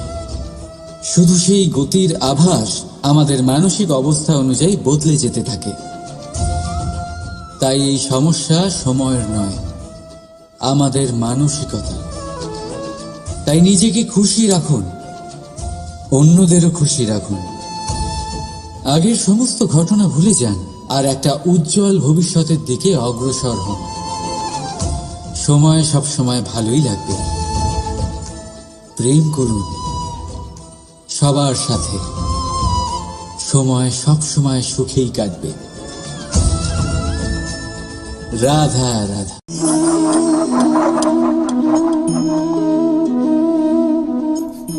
কোনো ব্যক্তিকে নিশ্চয়ই দেখেছেন যিনি নিজে কাঠ কাটার এই কাজে নিপুণ এবং অভিজ্ঞ। এবার আপনারা দেখবেন যে তার মনোযোগ সমস্ত কাঠের ওপর থাকে না, তার মনোযোগ থাকে শুধুমাত্র একটা কাঠের ছোট্ট একটি অংশের ওপর, যেখান থেকে তার টুকরো করা হচ্ছে। কিন্তু সেটা উনি কেন করেন? যদি এটা উনি না করেন তাহলে সেই কাঠ সঠিক পদ্ধতি এবং তাড়াতাড়ি কাটা যাবে না। জীবনেও তাই হয়ে থাকে। আপনি হয়তো কোনো লক্ষ্য স্থির করেছেন বা পথ নির্বাচন করেছেন বা কাজ স্থির করেছেন যেটা আপনি করেই ছাড়বেন। তাহলে নিজের সম্পূর্ণ মনোযোগ শুধুমাত্র তার উপর কেন্দ্রীভূত করুন। যদি আপনার মন এদিক ওদিক তাকাতে থাকে, অস্থির হয়ে পড়ে, বিচলিত হয়ে পড়ে, যদি তা হয়ে থাকে তাহলে আপনি অবশ্যই অসফল হবেন। তাই কর্মঠ থাকুন, নিরন্তর কর্ম করতে থাকুন এবং পূর্ণ মনোযোগ দিয়ে নিজের কাজ করুন। নিজের পথে অগ্রসর হন বা নিজের লক্ষ্য প্রাপ্ত করতে চেষ্টা করুন। তারপর দেখুন কি হয়, কিভাবে উচিত পথে এবং তীব্র গতিতে আপনার লক্ষ্য আপনার কাছেই পৌঁছে যায়। আর আপনার এই মন প্রসন্ন হয়ে বলে, রাধা রাধা। মনুষ্য জীবনের সবথেকে বেশি গুরুত্বপূর্ণ বিষয় হল মনের একাগ্রতা। এই সংসারের যে কটি মহান কার্য সম্পাদন হয়েছে তা হল মনের এই একাগ্রতার একমাত্র ফল। আপনি অবশ্যই দেখে থাকবেন অনেক ছোট বড় নদী যা বয়ে চলে তাদের সামনে একটা বাঁধ নির্মাণ করা হয় সেই সব নদীর জল সঞ্চয় করতে। বাঁধ হয়ে গেলে প্রয়োজন মতো বা মনের ইচ্ছে মতো তাকে ব্যবহার করা সম্ভব। এবার এটাই আমাদের মনের সাথেও সম্ভব। আমাদের মনের একাগ্রতা আজকের দিনে দাঁড়িয়ে বিভিন্ন ধরনের বিকার, ক্রীড়া এবং ভোগের মধ্যে ভাগ হয়ে গেছে। একে একত্রিত করতে হবে, একটা বাঁধ নির্মাণ করতে হবে, কর্মের বাঁধ। আপনাকে শুধু এটাই করতে হবে, যেটা উচিত কর্ম সেটাই করুন, যেটা অনুচিত কর্ম সেটা করা থেকে নিজেকে বিরত রাখুন। ব্যাস, এই কাজটাই আপনি করতে থাকুন, করতে থাকুন। মনের মধ্যে একাগ্রতার বাঁধ নির্মাণ করুন। আর একবার যদি তা নির্মাণ হয়ে যায় তাহলে যখন চাইবেন, যেখানে চাইবেন, যতটা চাইবেন একাগ্রতা প্রয়োগ করতে পারবেন। আর একবার যদি আপনি এটা শিখে যান তাহলে এই সংসারকে বদলে ফেলার মতো কাজ আপনি করতে পারবেন, সমাজকে শোধরাবার মতো কাজ করতে পারবেন। তাহলে এই মনকে একাগ্র করুন আর আমার সাথে ভালোবেসে বলুন, রাধা রাধা। আমরা সবাই ফল খাই, কিন্তু আমাদের সেই ফলই প্রিয় হয় যে পরিপক্ক হয়ে ওঠে, যেটা নম্র হয়, আর যে ফল অনেক বেশি মিষ্টি আর সুস্বাদু হয়ে থাকে, যাদের রঙে বাহার দেখা যায়। সেইভাবে জীবনে আমরা নানান মানুষের সাথে পরিচিত হই, কিন্তু সেই মানুষই আমাদের মন ছুঁয়ে যায় যারা বিনম্র স্বভাবের, যাদের বাণী খুব মধুর, যাদের অন্তরে আত্মবিশ্বাসের একটা তেজ, একটা রং দেখা যায়। এবার এমন ব্যক্তি আমরা কি করে হব? ঠিক সেইভাবেই যেমন একটা ফল রোদ, বর্ষা, শীত, বায়ু এই সকল সংকটময় পরিস্থিতির সম্মুখীন হয়ে পরিপক্ক হয়ে ওঠে, সেইভাবেই মানুষ সংকটময় পরিস্থিতির সম্মুখীন হয়ে পরিপক্ক হয়ে ওঠেন। যদি এই সংকটের সম্মুখীন হন তাহলে অভিজ্ঞ হবেন, আর এই অভিজ্ঞতাই শিক্ষা দিয়ে যাবে। এই অভিজ্ঞতা আমাদের শিখিয়ে দেয় যে আমাদের বিনম্র থাকতে হবে। অহংকার করে কোনো লাভ নেই। মধুর বাণীর যে কি মূল্য তা আমরা শিখতে পারি। এই অভিজ্ঞতাই আমাদের বুঝিয়ে দেয় যে উচিত অনুচিত কোনটা, আমাদের দৃষ্টিভঙ্গি তৈরি করে, আর এই দৃষ্টিভঙ্গি দ্বারা আত্মবিশ্বাস জাগ্রত হয়। সেই জন্য জীবনে কখনো বিপদ থেকে দূরে পালাবেন না, সেগুলোর সম্মুখীন হন, অভিজ্ঞতা লাভ করুন, তার থেকে শিক্ষা লাভ করুন, এইভাবেই পরিপক্ক হবেন। আসুন আমার সাথে ভালোবেসে বলুন, রাধা রাধা। আমার কাছে যশোদা মা যেমন, আমার কাছে দেবকী মা যেমন, আমার কাছে ঠিক তেমনই হলেন গোমাতা। এবার ভেবে দেখার বিষয় হলো এটা যে এই সংসারে অসংখ্য প্রাণী আছে। একজন গাইকে একজন মায়ের মর্যাদা কেন দেওয়া হয়? তাহলে এর অনেকগুলো কারণ আছে।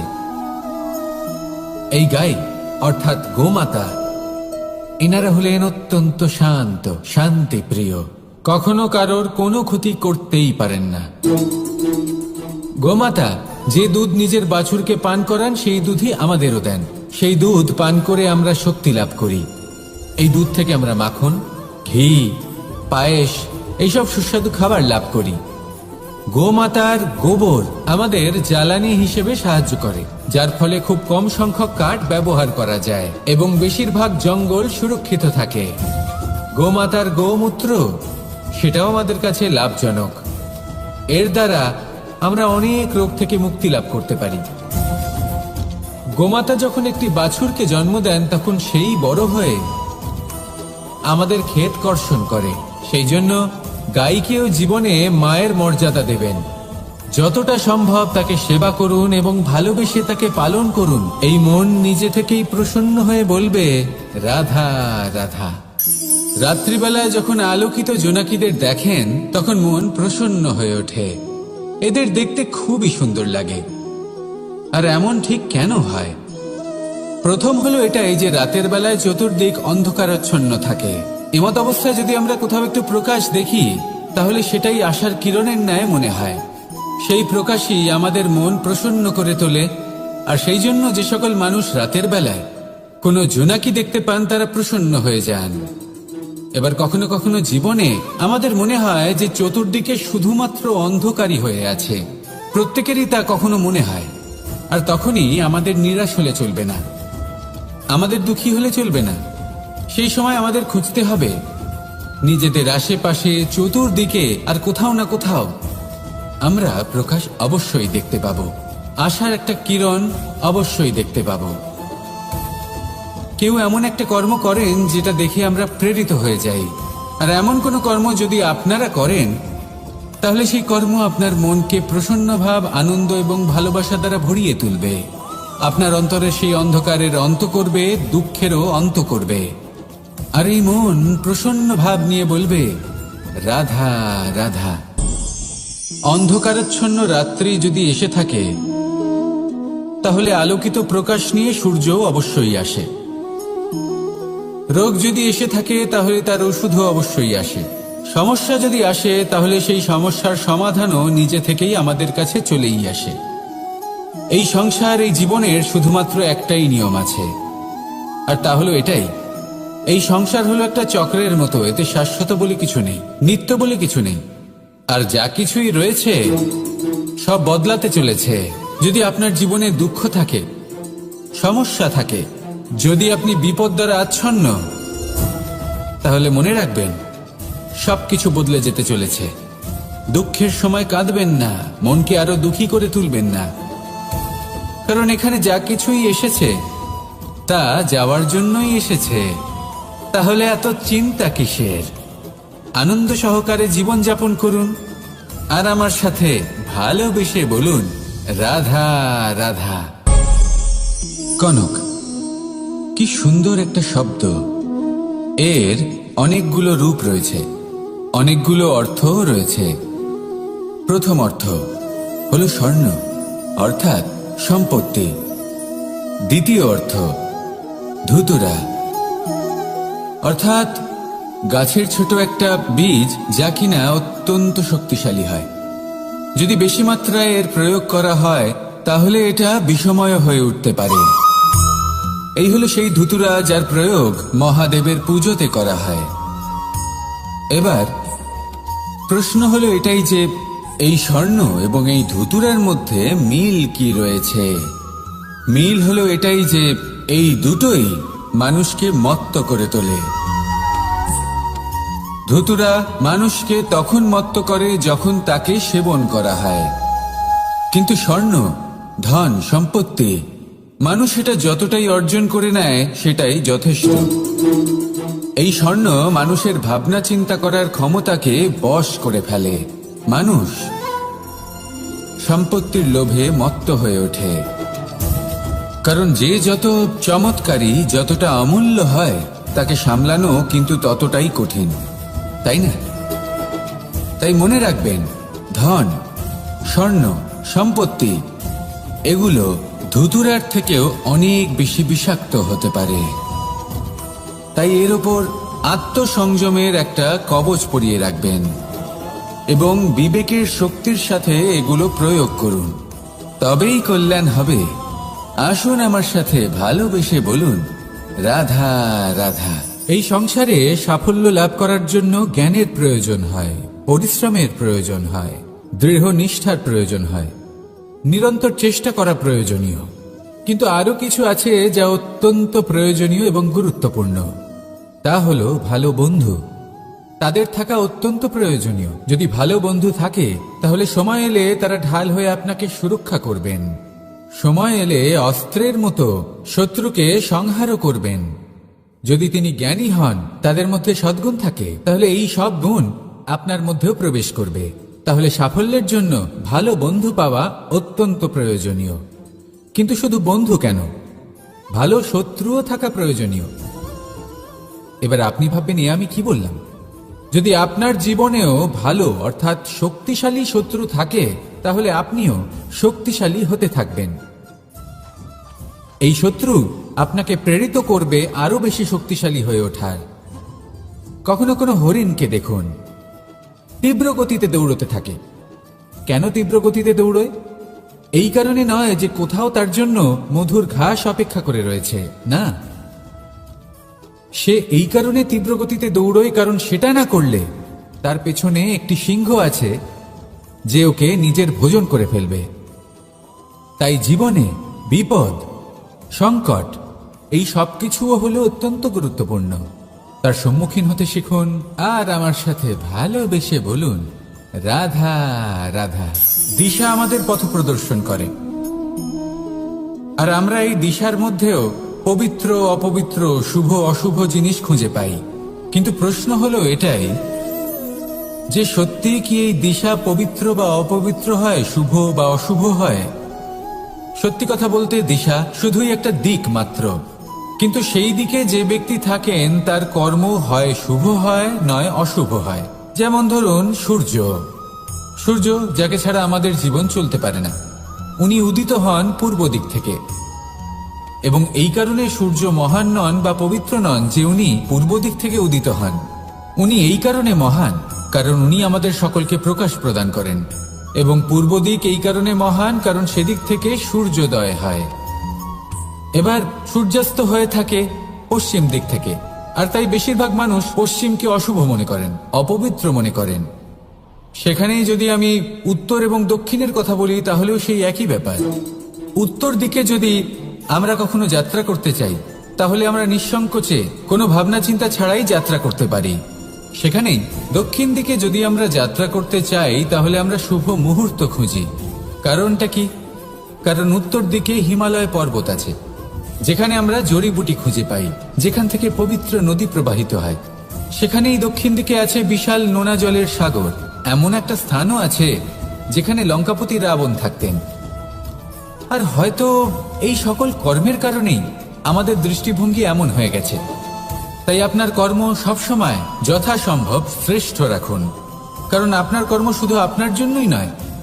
আপনি যেখানে আছেন, আপনার কুল, আপনার স্থান, আপনার দিশা, এই সব কিছুর ওপর তার প্রভাব পড়বে। তাই সবসময় শুভ কর্ম করুন এবং আমার সাথে ভালোবেসে বলুন, রাধা রাধা। আমরা যখনই কোনো যাত্রায় যাব বলে মনে করি, তখনই আমরা প্রস্তুত থাকি আসন্ন বিপদের জন্য বা সংকটের জন্য। যেমন যদি আমাদের মনে হয় যে আজকের পরিবেশ খুব ঠান্ডা হবে, তাহলে আমরা গরম বস্ত্র ধারণ করি বা সেটাকে সাথে নিয়ে যাই। যদি মনে হয় যে বৃষ্টি হতে পারে বা বৃষ্টি হয়ে চলেছে, আমরা দেখছি, তাহলে আমরা একটা ছাতা সাথে নিয়ে নিই। আমরা প্রস্তুত থাকতে চাই এবং এটাই উচিত, এবং সেই কারণেই আমরা যাত্রায় সাফল্য লাভ করি। কিন্তু যদি আমরা কথা বলি জীবনযাত্রা নিয়ে, যা কিনা সব থেকে বেশি গুরুত্বপূর্ণ, তাহলে তার জন্য আমরা পূর্ণরূপে প্রস্তুত থাকি না। আশেপাশের মানুষ, এই সমাজ, আমাদের সাথী, আমাদের মিত্ররা যে কোনো মুহূর্তে বদলে যেতে পারেন। সেই জন্য আমরা নিজেদেরকে কখনো সাবধান করি না, কখনোই নিজেদের প্রস্তুত করি না। আমাদের এটা কখনোই মনে হয় না যে এরকম হতে পারে, আর সেই কারণেই শেষে গিয়ে আমরা অত্যন্ত দুঃখ পাই। একটা অমূল্য শিক্ষা আছে যেটা আমাদের লাভ করা উচিত, সতর্ক থাকা উচিত। এই জীবনযাত্রার জন্য শুধুমাত্র এই পরিবেশের বিষয়ে তথ্য সংগ্রহ করা বা তাকে অনুমান করা, এটুকু হলেই চলবে না। আমাদের আশেপাশের মানুষজনকে দেখতে হবে, তাদের স্বভাব পরিস্থিতির ওপর নজর রাখতে হবে। যখন তারা রং পাল্টাচ্ছেন, নজর রাখতে হবে, তা অত্যন্ত আবশ্যক। পরিবর্তন আপনার জীবনে অবশ্যম্ভাবী, সঠিকভাবে তার সম্মুখীন হন। আসুন আমার সাথে ভালোবেসে বলুন, রাধা রাধা। জীবনে গতি অত্যন্ত গুরুত্বপূর্ণ, মতিও হলো গুরুত্বপূর্ণ, এবং তার থেকেও বেশি গুরুত্বপূর্ণ হলো সঙ্গতি। একটা জলের ফোঁটা, তার মধ্যে গতি থাকে। প্রকৃতির মধ্যে তা লাভ করার ইচ্ছে নিহিত থাকে, কিন্তু এই যে সঙ্গতি তা নির্ধারিত করে যে এই জলের ফোঁটা ঝিনুকের মুখে পড়ে মুক্ততে পরিণত হবে নাকি বিষাক্ত সাপের মুখে পড়ে বিষে পরিণত হবে। এবার দেখুন, এই জঞ্জাল স্বর্ণকারের দোকানের সামনেও থাকে এবং জঞ্জাল একজন ব্যবসাদারের দোকানেও থাকে, কিন্তু জঞ্জাল যা স্বর্ণকারের দোকানে থাকে তা ব্যবসাদারের দোকানের জঞ্জালের থেকে অনেক বেশি মূল্যবান, কারণ তার মধ্যে সোনার কণার সঙ্গতি থাকে। সেই জন্য জীবনে সঙ্গতির উপর বিশেষ গুরুত্ব দেবেন। যেমন সঙ্গতি তেমনই আপনি হবেন। আসুন আমার সাথে ভালোবেসে বলুন, রাধা রাধা। মানুষের জীবনে 3টি গুণ অত্যন্ত প্রয়োজনীয়: শ্রদ্ধা, বিনম্রতা, যোগ্যতা। যদি জ্ঞান লাভ করতে চান তাহলে শ্রদ্ধার প্রয়োজন, যদি মান লাভ করতে চান তাহলে স্বভাবে বিনম্র হওয়া প্রয়োজন, আর যদি মনোবাঞ্ছিত স্থান লাভ করতে চান তাহলে যোগ্যতার প্রয়োজন। বিষয়টা সহজ। শ্রদ্ধা আপনাকে জ্ঞান দেবে, নম্রতা আপনাকে মান, আর যোগ্যতা উচিত স্থান দেবে। কিন্তু যদি আপনি এই 3টি গুণ সম্মিলিত করেন তাহলে এমন কিছু লাভ করবেন যা এই সব কিছুর থেকে অনেক ঊর্ধ্বে। সম্মান। আর এ হলো সেই সম্মান যা প্রত্যেক মানুষের নিজের জীবনে লাভ করতে চেষ্টা করা উচিত, কারণ এই হলো সেই সম্মান যার কারণে আপনি চলে যাওয়ার পরেও এই সংসার আপনাকে ভালোবাসবে আর মনে রাখবে। আসুন আমার সাথে ভালোবেসে বলুন, রাধা রাধা। ধন সঞ্চয় করা সম্ভব, আর সেই জন্য ধন সব থেকে বেশি মূল্যবান সম্পত্তি নয়। এবার আপনি বলবেন, আমি কি বলছি? এই ধন খুব মূল্যবান, আমরা সকলে অর্জন করতে ব্যস্ত। সেটা এই কারণে, কারণ আপনারা জানেন না এই সংসারের সব থেকে বেশি মূল্যবান সম্পত্তি কি। এ হলো সেই সম্পত্তি যা কখনো সঞ্চয় করা সম্ভব নয়। আপনার কাছে যতই ধন থাকুক তা দিয়ে আপনি স্বাস্থ্য লাভ করতে পারেন, বাড়ি কিনতে পারেন, আদি ইত্যাদি, কিন্তু আপনি যতই ধনী হন না কেন ফেলে আসা দিনের একটা মুহূর্ত আপনি লাভ করতে পারবেন না। এই একটা মুহূর্ত, এই সময়, এটাই হলো সংসারের সব থেকে মূল্যবান সম্পত্তি। একবার চলে গেলে তা কখনোই ফিরে আসে না। আর এই মুহূর্ত যতই চলে যাক না কেন আমরা স্মৃতির মাধ্যমে সেগুলি যাপন করতে পারি, তার আনন্দ উপভোগ করতে পারি, আর যার সাথে আমরা সময় অতিবাহিত করেছি তার স্মৃতিতে আমরা চিরকাল জীবিত থাকতে পারি। সেই জন্য সময় সব থেকে মূল্যবান সম্পত্তি, তাকে এইভাবে নষ্ট করবেন না। প্রত্যেকটা মুহূর্ত উপভোগ করুন, আনন্দ করুন, আর ভালোবেসে বলুন, রাধা রাধা। কখনো কোনো নদীকে দেখেছেন? একই আকার, একই স্থান, শুধু প্রবাহিত হতে থাকে। এর মধ্যে কখনো কোনো অপদ্রব্য ফেলে দেখুন, দেখবেন সেটা বেশিক্ষণ সেখানে থাকে না। সেটা নদীর সাথে বইতে থাকে আর বয়ে যেতে যেতে সাগরে সমাহিত হয়ে যায়, আর শেষ পর্যন্ত সাগর সেটাকে তটে ফেলে দেয়। কিছুটা এমন হওয়া উচিত আমাদের বিচারধারাও। এক স্থানে তা স্থগিত হওয়া উচিত নয়, এটা সবসময় প্রবাহমান হওয়া উচিত। তবেই আমাদের চেতনা, আমাদের মূল্যবোধ এবং আমাদের স্মৃতি, এই 3টি শ্রেষ্ঠ থাকবে। আর এটাই হলো পুকুর এবং নদীর মধ্যে পার্থক্য। নদীতে জল সবসময় বয়ে চলে, সেই জন্য পবিত্র থাকে, শুদ্ধ থাকে এবং পরিষ্কার থাকে, আর সেখানে এই পুকুরের তলদেশে সব জমা হতে থাকে, আর সেই জন্য তা অপবিত্র হয়ে যায়। তাই সবসময় এই বিচারধারা প্রবাহমান রাখুন। যদি মনে কোনো ভাবনা চলে আসে, সেখানেই থেকে যায় এবং বিদ্যে থাকে, তাহলে তা বের করে দিন, তাকেও বয়ে যেতে দিন, এবং তার যা উত্তর হবে তা সময়ের সাথে আপনার সামনেই চলে আসবে। শুধুই নদীর মতো প্রবাহমান হন, আর আমার সাথে ভালোবেসে বলুন, রাধা রাধা। যতক্ষণ আমরা এই সংসারে জীবিত ততক্ষণ আমাদের সাথে সবকিছু থাকে। আমাদের ধন, সুখ স্বাচ্ছন্দ্য, আমাদের মিত্রগণ, আমাদের পরিবার, এই সমাজ, এই সবকিছু আমাদের সাথে থাকে। যেদিন আমরা এই সংসারকে ত্যাগ করব, এদের মধ্যে কেউ আমাদের সাথে যাবে না। না ধন, না স্বাচ্ছন্দ্য, না সম্পত্তি। এই সকল মানুষ, এই সমাজ, এরা শুধুমাত্রই শ্মশান পর্যন্ত আমাদের সাথে থাকতে পারবেন। তারপরে যদি আমাদের সাথে কিছু যেতে পারে তাহলে তা শুধুই আমাদের ধর্ম। আর এই সংসারে আমরা নিজেদের যে সুনাম রেখে যাই সেটা সম্ভব শুধুমাত্র কর্মের দ্বারা। সেই জন্য সংসারে যতদিন পর্যন্ত জীবিত আছেন, যদি কিছু অর্জন করতে চান তাহলে ধর্ম অর্জন করুন, ধর্মের বিষয়ে স্পষ্টতা অর্জন করুন এবং কর্ম অর্জন করুন। এটাই হবে আপনার অতীত এবং এটাই হবে আপনার ভবিষ্যৎ, এবং এটাই সকলকে প্রেরণা প্রদান করবে। আসুন আমার সাথে ভালোবেসে বলুন, রাধা রাধা। মাঝে মাঝে কিছু মুহূর্তের জন্য চোখ বন্ধ করে ধ্যানের বেদিতে বসে ধ্যান করতে চেষ্টা করুন, আর বোঝার চেষ্টা করুন যে আমরা সর্বপ্রথম কি দেখতে পাচ্ছি, কি অনুভব করছি। আপনি দেখতে পাবেন সবার আগে আপনার চোখের সামনে আপনার দুষ্কর্মগুলিকে, আপনার লুকিয়ে থাকা ক্রোধ, অন্তরের যন্ত্রণা, ভয়, নিরাশা, এই সব কিছুই সবার আগে দেখতে পাবেন আপনি। আর এই সব কিছুই আমাদের দুঃখের কারণ হয়ে ওঠে। এই সব কিছুর সারমর্ম কি? সারমর্ম শুধু একটাই, সেটা হলো এই যে আমাদের এই মন তা কিন্তু দুষ্কর্ম পছন্দই করে না। আমাদের এই মন একটা সুখময় জীবন যাপন করতে চায়, সৎকর্ম করতে চায়। তাই এটাই করুন, শুভ চিন্তা করুন, শুভ কর্ম করুন, ইতিবাচক মনোভাব নিয়ে জীবনে অগ্রসর হন। তারপর চোখ বন্ধ করে অন্তরে দেখতে থাকুন, দুঃখের আভাসই পাবেন না। এই মন প্রসন্নতা এবং প্রেমের দ্বারা পূর্ণ হবে। লোভ আপনার অন্তরের আরো একটা শত্রু। দেখতে গেলে এটা একটা শব্দ, একটা সংস্কৃত শব্দ, লব ধাতু থেকে উৎপন্ন হয়েছে। এর অর্থ কিছু লাভ করা। কিছু লাভ করা অনুচিত নয়, আরো কিছু লাভ করাও অনুচিত নয়, কিন্তু সব থেকে বেশি আমি লাভ করব, আমি আরো চাই, আরো বেশি চাই, আরো বেশি পেতে চাই, এটাই হলো লোভ। আর এই লোভ যখন গ্রাস করে তখন আপনি যা পেতে চান, সে ধনই হোক বা মানই হোক, তা অর্জন করার জন্য মানুষ যে কোনো স্তরে পৌঁছে যেতে পারে। যদি মানুষ ধন অর্জন করতে চান তাহলে তার জন্য তারা অধর্মের পথেও চলতে পারেন। যদি সম্মান অর্জন করতে চান তাহলে অন্য মানুষকে ছোটও করতে পারেন। শেষ পর্যন্ত আপনার এটা মনে হতে পারে যে যদি একটু অল্পই প্রাপ্ত করতাম, কিন্তু ভালোবেসে প্রাপ্ত করতাম, এই জীবন আরো অনেক বেশি সুখী হতো।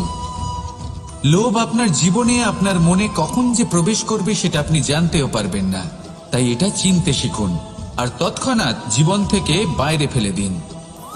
যা কিছু লাভ করতে চান তা ভালোবেসে লাভ করুন, আর সেই ভালোবাসার সাথেই বলুন, রাধা রাধা। যোগাসন।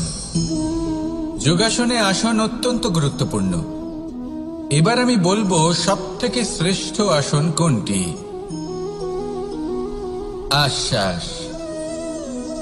নিজেকে আশ্বস্ত করতে থাকুন যে আমি আছি, সব ঠিক হবে, যা হচ্ছে ভালোর জন্য হচ্ছে। এই আশ্বাস আপনাকে জীবনে এমন ধনাত্মক বিশ্বাস দেবে যে আপনি বড় বড় সমস্যার সমাধান করতে পারবেন। এবার যদি কথা বলি সব থেকে কঠিন সময়ের, তাহলে সেটা হলো বিচ্ছেদের। যা মা সীতাকে সহ্য করতে হয়েছে শ্রীরামের জন্য, রাধা কৃষ্ণকেও সহ্য করতে হয়েছে। যে ব্যক্তি বিচ্ছেদের সময় সঠিক পথে চলে এসেছে সে জীবনে অনেক শ্রেষ্ঠ স্থানে অবশ্যই পৌঁছতে পারবে। এবার যদি কথা বলি সব থেকে জরুরি এবং গুরুত্বপূর্ণ সময়ের, তাহলে সেটা হলো সংযোগ। সকলকে সাহায্য করতে থাকুন। আপনি অন্যদের সাহায্য করে তাদের যত আনন্দ দিতে পারবেন ততটাই আনন্দ আপনারও জীবনে অবশ্যই আসবে।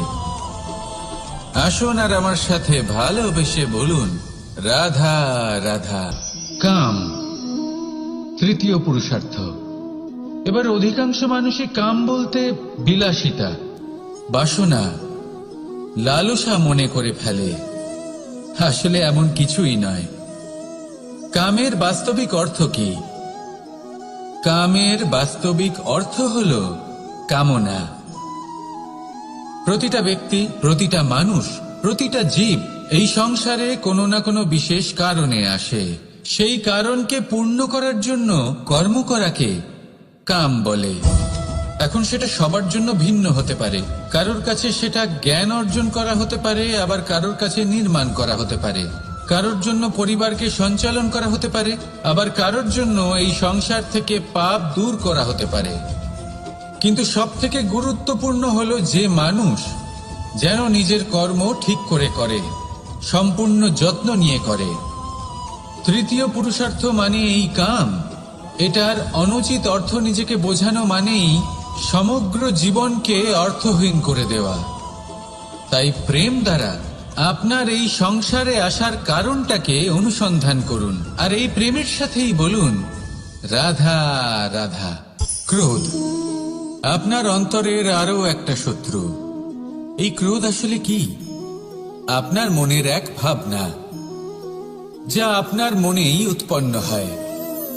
এই মন আত্মার সাথে যুক্ত থাকে। এখন একটা ভাবনা যা আত্মার সাথে যুক্ত থাকে, তাকে অনুচিত কেন বলা হয় সেটা বোঝার চেষ্টা করুন। ক্রোধ কখনো কখনো জরুরি হয়, বিশেষ রূপে তখন যখন আপনি সঠিক পক্ষে দাঁড়িয়ে রয়েছেন এবং সামনের ব্যক্তি অধর্মের পক্ষে রয়েছেন আর বিনম্রভাবে মানছেন না। যেমন শ্রীরাম ক্রুদ্ধ হয়েছিলেন সাগরের ওপর। ওটা উচিত ছিল, আর তা ততক্ষণই উচিত যতক্ষণ আপনি ক্রোধকে নিয়ন্ত্রণ করছেন। যদি ক্রোধ আপনাকে নিয়ন্ত্রণ করতে শুরু করে, তাহলে পরিস্থিতি এমনও হতে পারে, ধরুন একজন ব্যক্তির প্রতি ক্রোধের কারণে আপনি তার ক্ষতি করতে চান। আপনি একটা কয়লা হাতে নিলেন, আর সেই কয়লা সামনের ব্যক্তির ক্ষতি করার পূর্বে আপনার হাত জ্বালিয়ে দেবে। ব্যাস, ক্রোধ এটাই করে। সর্বপ্রথম আপনার ক্ষতি করে, আপনার বিবেক হরণ করে নেয়। আপনি আপনার নিয়ন্ত্রণ হারিয়ে ফেলেন আর সবকিছু নষ্ট হয়ে যায়। বেশিরভাগ মানুষ ক্রোধে এমন সিদ্ধান্ত নেন যে সেটা তাদেরই বিনাশের কারণ হয়ে দাঁড়ায়। আর কিছু মানুষ বলেন যে আমাদের জীবনে এত যন্ত্রণা আছে, এত সংকট আছে, যে ক্রোধ উৎপন্ন হবেই। আর এরকম সময় এটাই উচিত হবে যে আপনি নিজেকে ক্রোধের থেকে দূরে রাখুন, আর তারপর সমস্যার নিবারণ করুন। আর এই নিবারণই আপনার জীবনকে একটা শ্রেষ্ঠ স্তরে পৌঁছে দেবে।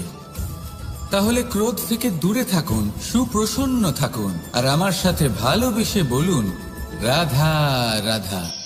জীবনে যখন কোনো ব্যক্তি নিজের লক্ষ্য প্রাপ্তির জন্য নিরন্তর পরিশ্রম করতে থাকেন, চেষ্টা করতে থাকেন, তখন তিনি কষ্ট অনুভব করেন। কখনো শারীরিক কষ্ট, কখনো মানসিক কষ্ট। এবার উনি এটা ভাবতে থাকেন যে আমি কি উচিত করছি নাকি অনুচিত করছি। কারণ অন্যদিকে এমন একজন ব্যক্তিও আছেন যিনি একদমই পরিশ্রম চেষ্টা করছেন না। তিনি মদিরা পান করেন, বিলাসিতায় জীবন কাটান, অলস প্রকৃতির হয়ে ওঠেন, নিদ্রাতে বিলীন হয়ে থাকেন আর ভাবেন যে তিনি সুখ লাভ করছেন। কিন্তু এরকম কেন হয়? কারণ যখন আমরা সৎ পথে থাকি, উচিত পথে চলি, লক্ষ্য প্রাপ্ত করার জন্য চেষ্টা করতে থাকি, তখন আমাদের ভেতরে থাকা নেতিবাচক শক্তি এবং পাপ এই দেহকে ত্যাগ করে দেয়। আর এই অনুভূতিটাই আমাদের দুঃখের অনুভূতি দেয়, কষ্ট দেয়। এবার সেখানে যদি আমরা কুপথে চলি, অনুচিত পথে চলতে থাকি, তাহলে আমাদের ভেতরে থাকা পুণ্য এবং ধনাত্মক শক্তি আমাদের দেহ ত্যাগ করে দেয়। আর এই অনুভূতির কারণেই আমরা সুখ অনুভব করি। কিন্তু কখনো ভাববেন যে এই সুখ বেশি সময় পর্যন্ত থাকে না। সেই জন্য সবসময় মনে রাখবেন, যদি আপনি জানেন যে এটাই আপনার লক্ষ্য, এটাই উচিত পথ, শুভ পথ, তাতে নিরন্তরভাবে এগিয়ে যেতে চেষ্টা করতে থাকুন।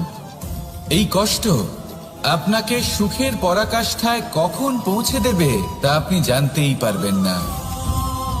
আসুন আমার সাথে ভালোবেসে বলুন রাধা রাধা। ঈর্ষা আমাদেরই মনে বসবাস করা আরো একটা শত্রু। তবে এই শত্রু কখনো কখনো আমাদের জন্য লাভদায়কও হতে পারে।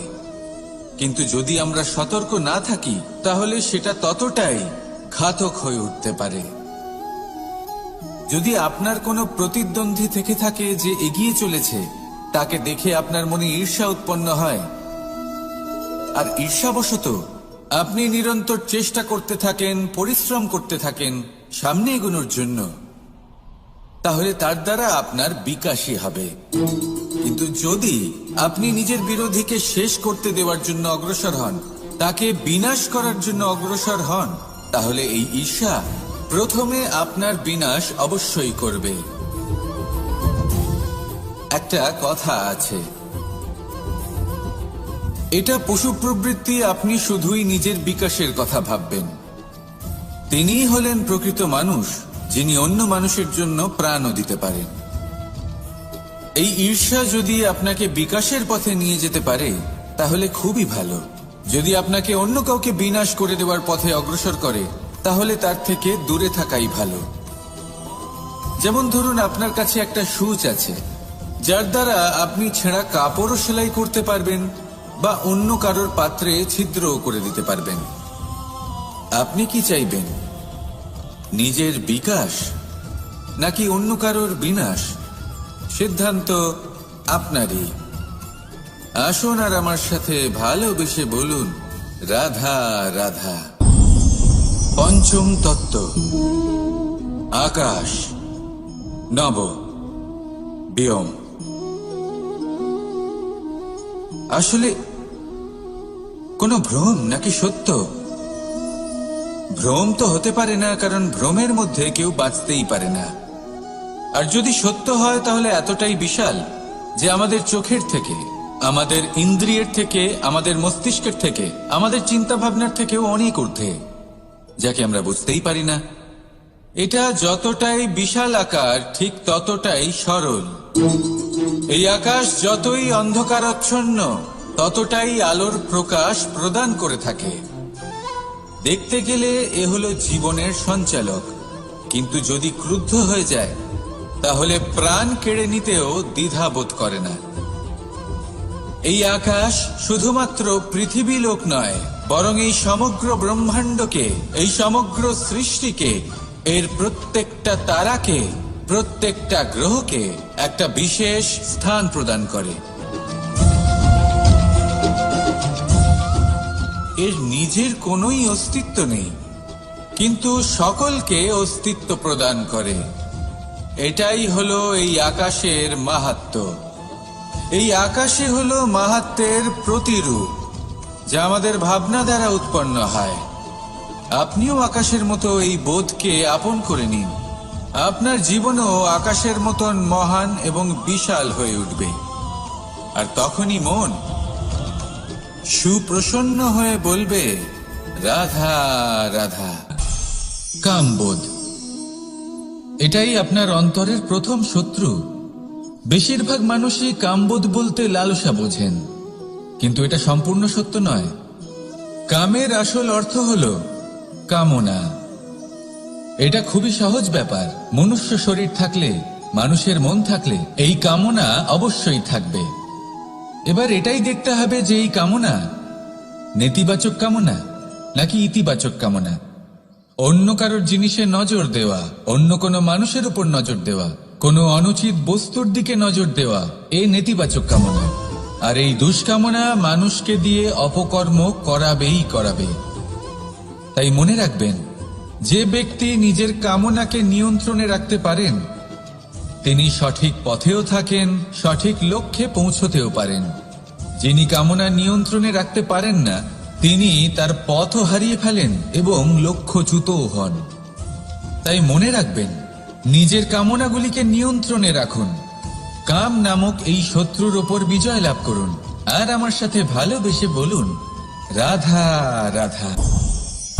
বায়ু, পঞ্চতত্ত্বের মধ্যে তৃতীয় তত্ত্ব। কেউ একে সমীর বলে, আবার কেউ একে পবন বলে। প্রথম কথা হলো এটাই যে এই বায়ু আমাদের জীবন দান করে প্রতিদিন, প্রত্যেক মুহূর্তে। এই বায়ুর কারণেই আমরা নিঃশ্বাস নিতে পারি, জীবিত থাকতে পারি। এই বায়ুই হলো সেই যা সকল মেঘেদের একত্রিত করে একটি স্থানে আর বর্ষা ঘটায়। আর এই বর্ষার কারণেই এই ধরিত্রীতে অন্ন উৎপন্ন হয়। এই বায়ুকে দেখুন, কখনো এতটা সৌম্য যে আপনার কোনোই তফাৎ বোধ হয় না, আর কখনো কখনো এমন রূপ ধারণ করে ফেলে যে অনেক বড় বড় পর্বতের আকার পর্যন্ত বদলে ফেলে। এটাই হলো বায়ুর বিশেষত্ব। বায়ু শেখায় যে সময়ের সাথে সাথে বইতে থাকো, সকলকে জীবন দান করো, সকলকে সাহায্য করো, কিন্তু যখন বিপদ সামনে আসবে তখন দৃঢ় হয়ে সম্মুখীন হও। বাধা অনুযায়ী নিজেকে গড়ে নিতে হবে, আর কখন কতটা কঠোর হতে হবে আর কখন কতটা সৌম্য হতে হবে এটা বায়ুকে দেখে শিখুন। আর আমার সাথে ভালোবেসে বলুন, রাধা রাধা। অগ্নি চতুর্থ তত্ত্ব, সব থেকে বেশি গুরুত্বপূর্ণ কিন্তু তার থেকেও বেশি ভয়াবহ।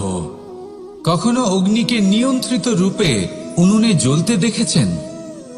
এই অগ্নি আমাদের খাবার বানাতে সাহায্য করে, যা আমাদের শক্তি প্রদান করে। কিন্তু এই অগ্নি যখন বিচলিত হয়ে, অনিয়ন্ত্রিত হয়ে কোন বনের আগুন হয়ে ওঠে, তখন মহা বিনাশ ঘটে যায়। আপনারই অন্তরের ঊর্জা হলো এই অগ্নি। এটা আপনার শক্তিও, আপনার ক্রোধ।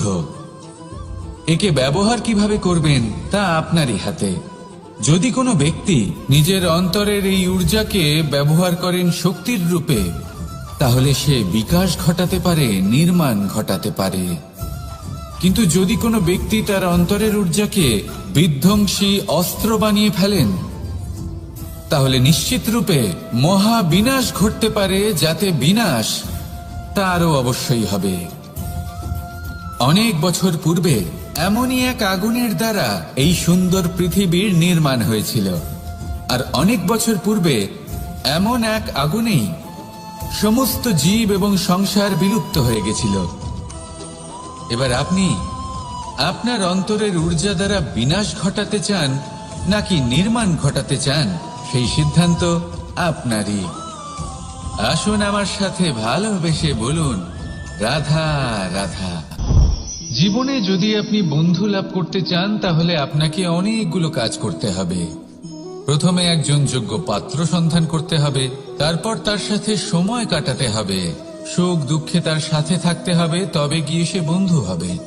কিন্তু যদি আপনি শত্রু খুঁজতে চান, তাহলে কোথাও যাওয়ার দরকার নেই, কারণ আপনার সব থেকে বড় শত্রু আর কোথাও নেই, আপনারই মনের মধ্যে, আপনার চেতনায় রয়েছে। ক্রোধ, মোহ, লোভ, কাম, মদ, মাৎসর্য, এ এমন 6 সব থেকে বড় শত্রু যা আপনার আগামী 7 জন্ম নষ্ট করে দিতে পারে, যদি আপনি এদের না সামলাতে পারেন। এবার এদের সাথে যদি যুদ্ধ করতে হয়, তাহলে একটা মহাভারতের মতো দেখুন, যেখানে অর্জুনও আপনি আর কৃষ্ণ সেই আপনি। কারণ এই যুদ্ধ আর অন্য কারোর সাথে নয়, বরং নিজের সাথে। এগুলো অন্তর মনের যুদ্ধ, আর এটা জয় করা যেতে পারে নিয়ন্ত্রণ এবং অনবরত চেষ্টার দ্বারা। তাই এটাই করুন, এই 6 শত্রুকে পরাজিত করুন এবং আমার সাথে ভালোবেসে বলুন, রাধা রাধা।